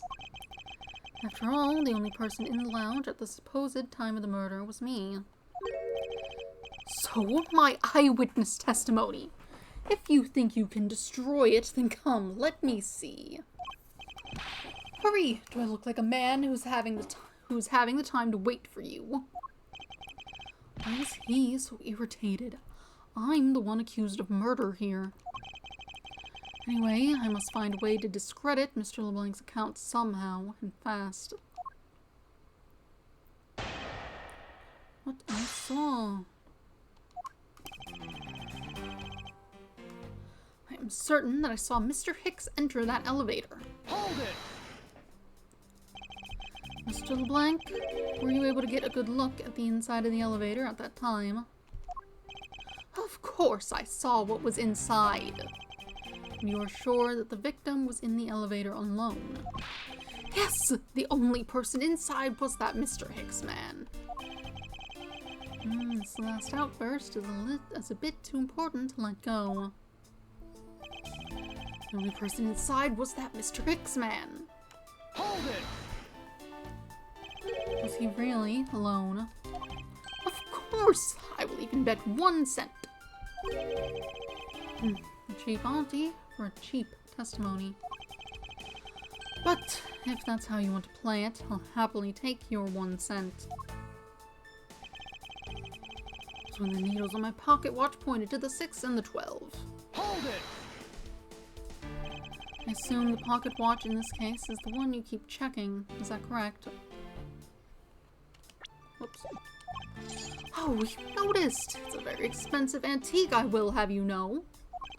The feeling is wonderful when I fully wind it up by hand. It does look very well designed and quite classy. I will have to charge you if you want to touch it. That's quite all right. Let's continue with your testimony. What a cheap man you are. I'll return the time you wasted back to me. And if we must, I saw Mr. Hicks enter the elevator at 6 o'clock. The body was discovered 15 minutes after that in the lounge, yes? Hold it! It's true that I found the victim's body at 6:15. And that's when I found the two of them as well. You see, it all matches my testimony. Then you, the only person in the lounge at that time, must be the criminal. Hold it! That is the most mistaken way of thinking I've ever heard of. No, your silly opinion is what's mistaken. Please calm down, the both of you. In a sense, you are both mistaken. Well, if it isn't the pot calling the kettle black. Well, if that isn't the pot calling the kettle black, then I don't know what is. I spy a little hole in his words. As you wish, Mr. LeBlanc, and I'll show you proof of my innocence.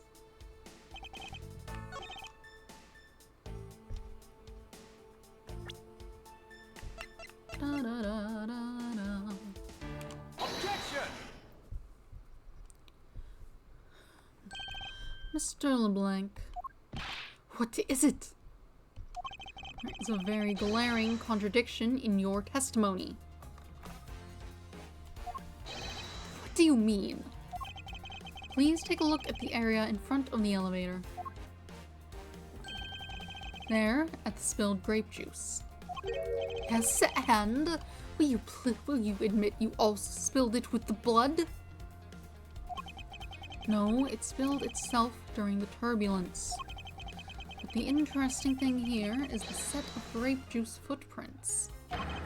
Footprints? Yes, the ones that lead from within the elevator out into the lounge itself. There's evidence that proves someone other than Mr. Hicks exited that elevator alive. There must have been another person in the elevator with Mr. Hicks. Now then, I'm done playing games. Why don't you tell us the truth?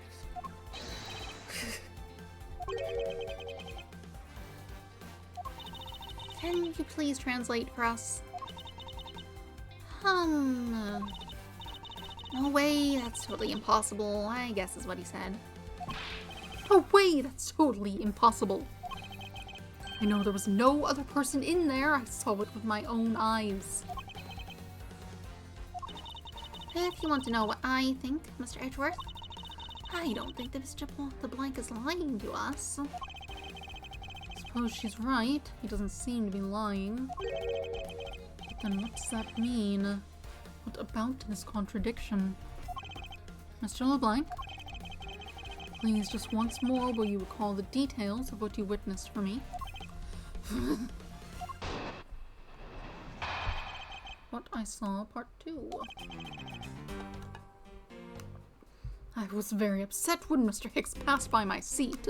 I was always checking the time over and over again. I happened to follow that man with my eyes when he passed me. I saw clearly into the elevator he was entering. I swear there was no one else inside, no one.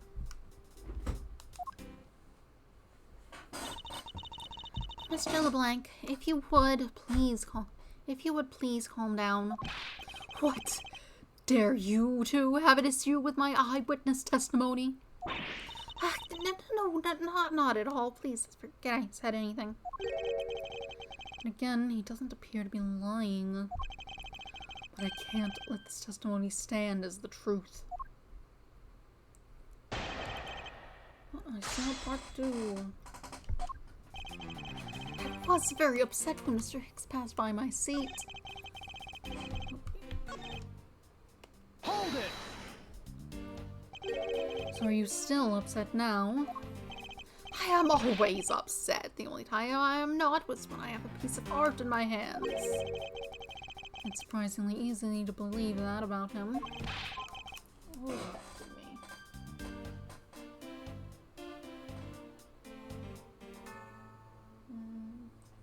ask me about some pasta.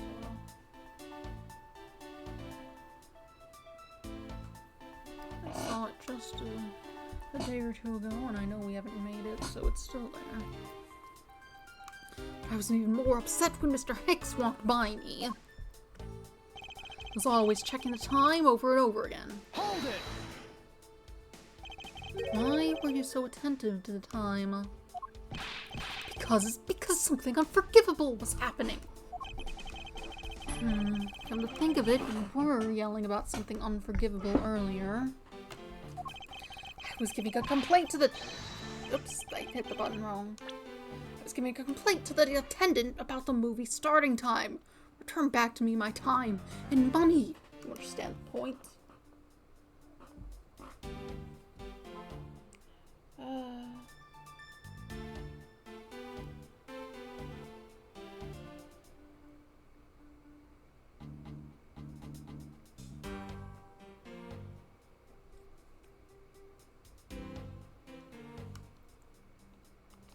I'm being texted about pasta.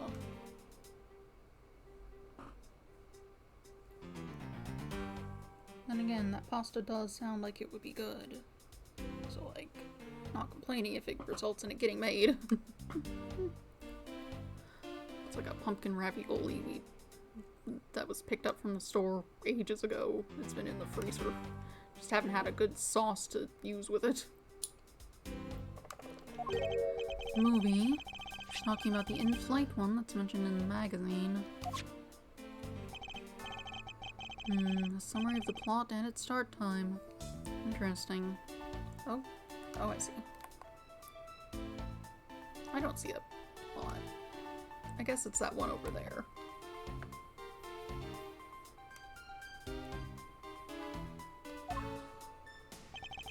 They were supposed to show License to Love, Laugh, Maim, and Murder.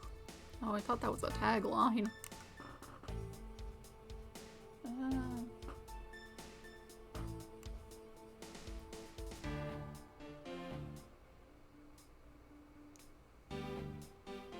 I don't know what the normal size is.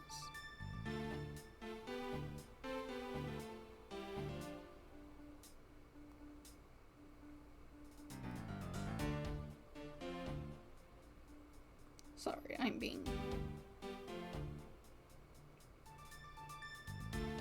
texted. Set this over here so I can see it.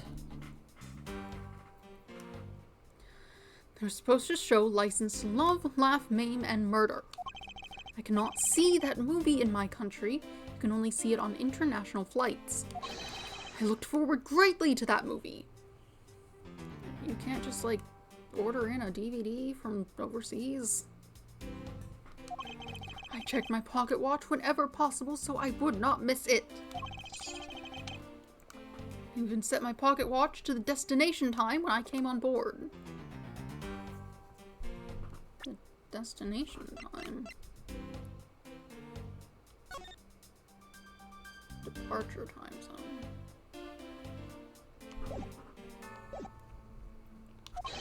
So my watch is not wrong. It matched the schedule. The movie was still late. Very, very late. Hold it! Your pocket watch. I'd like to ask you a little more about it, if that's alright.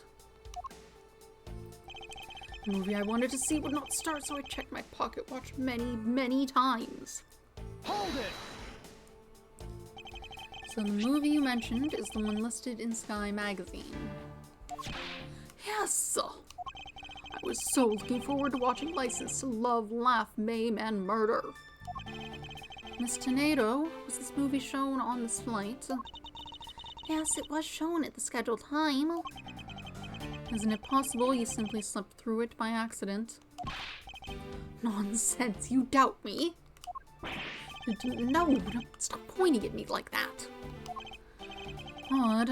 How did he miss a movie he was clearly hoping to see? I checked my pocket watch a great number of times, that much I know for sure. My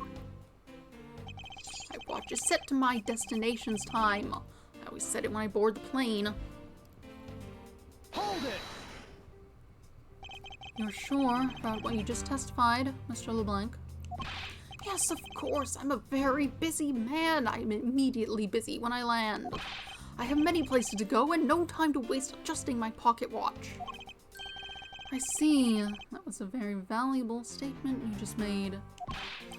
Flatter me all you want, but you will not get 1 cent out of me. That's alright. All I require is this piece of testimony. I would follow that man with my eyes when he passed me.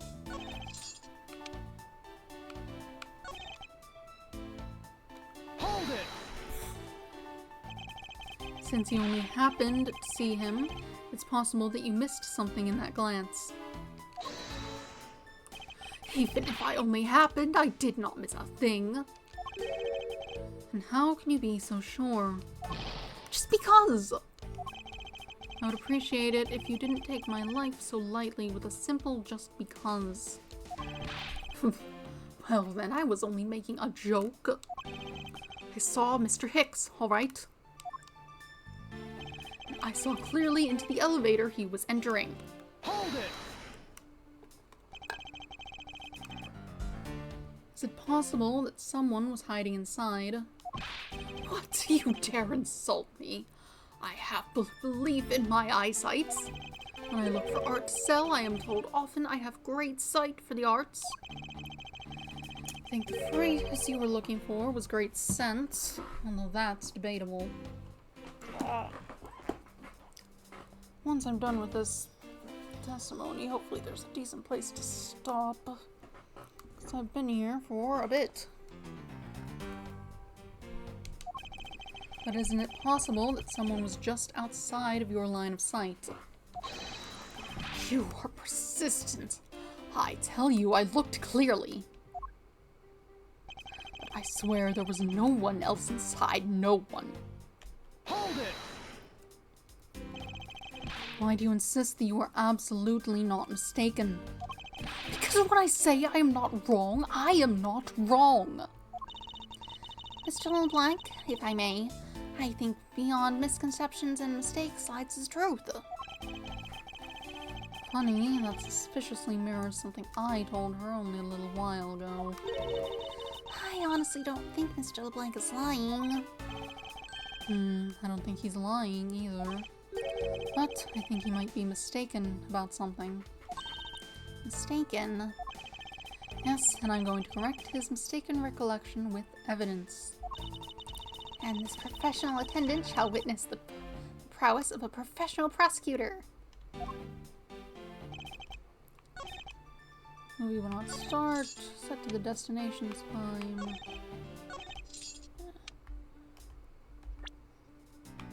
But actually, you messed up.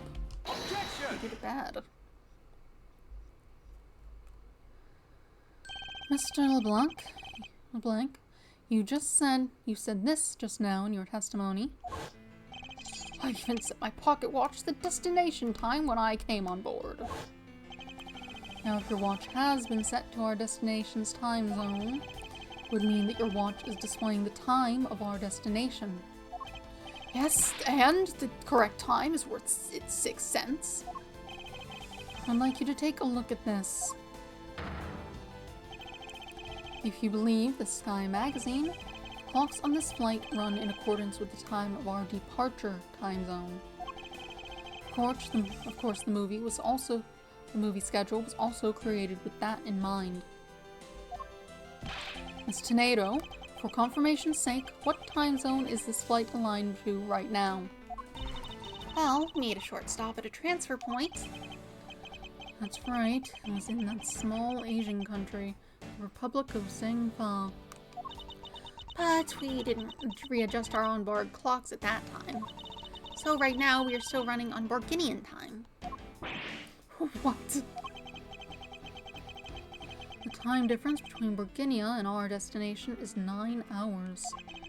In that case, it's only natural that your watch would be out of sync with the schedule. Further, with your analog watch set to our destination's time, it would appear to be running 3 hours fast when compared to the flight's onboard clocks. It also changes everything about your testimony. And you can bet 1,000,000 cents on that. In light of this information, it means you saw Mr. Hicks 3 hours prior at 3 a.m.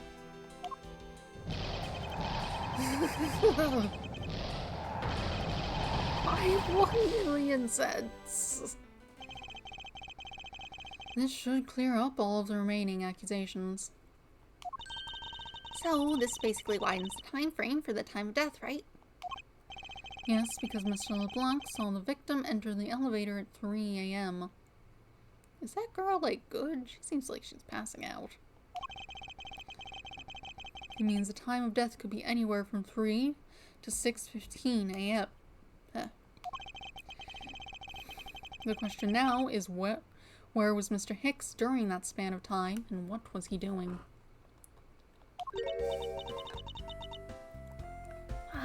I've got something to say. And you are? I'm Cammy Meal. I'm a flight attendant. And what is it that you wish to say? Well, I think your story's a little different from how I remember it. What do you mean, Cammy? I saw Mr. Hicks sitting in his seat at 5 a.m., you know. What? How can you be so sure of the time? Oh, that's right. He pushed his call button while we were parked at the transfer point. The stop we made for refueling and cargo transfer in Zhengfa, correct? This flight will be making a brief stop to the refuel and transfer cargo in the Republic of Zengfa between 4 and 5 a.m. We ask that all passengers remain on board at that time. Thank you for your cooperation. Yes, it was from 4 to 5 a.m. according to our clocks. During that time, did any of the passengers leave or did any new ones board this flight? No. Not a single person got on or off in Zengfa. What about the flight crew? A few who were handling the cargo transfer might have temporarily gotten on or off, but eventually everyone, including Cammy and myself, got back on the plane. So basically, I can assume that no one left or got on since our initial takeoff. Interesting. I should keep that in mind. Refueling in Zengfa, jotted down to my organizer, made a brief stop at 4 a.m. to 5 a.m. to transfer cargo and refuel at transfer point. And I answered his call. I can tell you, Mr. Acme Hicks was there in his seat when we took off again at 5 a.m. Miss Meal's testimony, jotted down in my organizer. Mr. Acme Hicks was there in his seat when we took off again at 5 a.m. Alright, then that puts the time of the murder between 5 and 6:15 a.m. Okay, now what time did you come down to the lounge, Mr. Edgeworth? I remember coming down here almost as soon as we left the Republic of Zengfa. You were here the whole time from 5, yes? And you were the only one who could be the killer. Mr. Edgeworth, were you really here in this lounge the entire time from 5 onwards? Unfortunately, yes. Then how do we explain the footprints? Is that not obvious? This man waited for Mr. Hicks here in this lounge, waited to kill him. And then he put the corpse into the elevator. That is when the turbulence happened. My eyewitness testimony may have been mistaken, but what time I saw Mr. Hicks enter the elevator on the second floor does not matter. Because the entire incident concluded here in this lounge. Everything happened in this lounge. Is that what you really believe, Mr. LeBlanc? You have another idea. I simply feel that there is something out of place in the scenario you presented. Is there something that can tie this crime to a location other than the lounge? This lounge.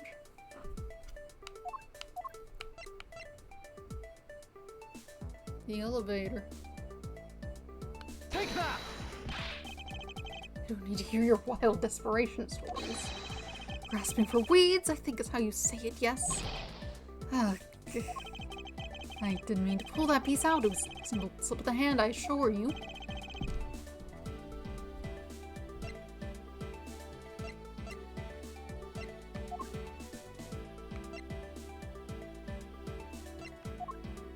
Suppose the footprints heading off to these footprints. In which direction do you think these are headed? That would be the in-flight shop. Correct. They are headed in the direction of the shop. But they look disconnected. They end all of a sudden. You are right to point out they do not form one continuous trail to the shop. However, there is another piece of evidence that connects the shop to our crime scene. Besides the footprints, what else points to the in-flight shop? This one. Take that! The murder weapon. This little piggy bank is sold at the in-flight shop. It is sold there and only there, and is not displayed here in this lounge. How then did it find its way here? Don't you find that a tiny bit suspicious? Such a trivial point. It only means you prepared it, taking it from the shop first before coming here. It doesn't prove you're innocent at all. Is there no way to win with this man? If I may. What is it? You see? Well, it's just as Mr. Edgeworth says. Oh, and why do you know this so well? Well, it's just that piggy bank was there in the shop. I saw it with my own eyes. And when was this? It was maybe around 5:40 a.m. Isn't that just before we hit that patch of turbulence? That's right. You were in the shop just before the turbulence. Yes, I was. Come to think of it, Miss Tornado, when I found the body, I believe you came out of that door. Yes, I did. And what is beyond that door? That's a flight attendant's room. But then you were on the first floor. Yes. I had to do something at the shop and in the flight attendant's room. So I went to the shop first and then to the flight attendant's room. Are you saying you passed by me at some point? Yes, you seemed really into the issue of Sky magazine you were reading at the time. Don't suppose you noticed me walking by? I vaguely recall someone walking by, but I didn't take notice of who it was. Anyway, the piggy bank was definitely there at the shop when I went there. Why did you go to the shop in the first place? I went there for a work-related matter. Work, you say? Yes, the upkeep of the shop is also one of my responsibilities. Why did you not say anything about that until now is what I want to know. In any case, I believe it's clear that the shop needs to be investigated as well. Shall we head over there then? What is it now? Aren't you forgetting something, Miss Rhoda? Don't you need the captain's permission to check the shop? No, I haven't forgotten. But I have already asked him for permission to search the entire plane. So I think we're all right. That's weird. What is? Well, I just talked to the captain, see? And he said that he didn't give you permission to do anything like that at all. What is the meaning of this, Miss Tornado? I mean, she's lying. Come on, admit that you are. You said you had permission to search all over, but you don't. And yet here you are. You flight attendant! What are you trying to do? Pull the sheep over us? Captain's calling for you, Miss Rhoda. Oh, but don't worry. I already got permission to search the shop from the captain. See, unlike you, I do things the right way. Miss Tornado, why would you do such a thing? Please, excuse me. Okay. Looks like I get to be in charge now. Please go back to your seat, Mr. LeBlanc. Now then, Mr. Edgeworth. If you would follow me, I will be your guide from now on. There's something about Miss Tornado that's piqued my curiosity. But right now, investigating the in-flight shop is my top priority. In-flight shop must be investigated later. Next time. Friday, I suppose, since I'll be doing Professor Layton on Wednesday.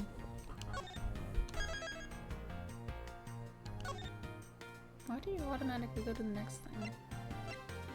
Whatever. That's fine, because it's late now. And I didn't actually have proper breakfast. I kind of just had some tea and toast. So I should eat real food. I think there's some chicken in the fridge. I just saved, but sure.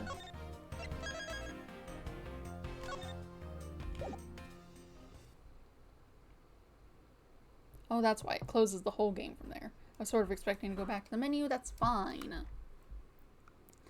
Anyway, yeah. So, I shall return to this game on Friday. On Wednesday, I will be playing more Professor Layton in the Diabolical Box. 7 a.m., same time.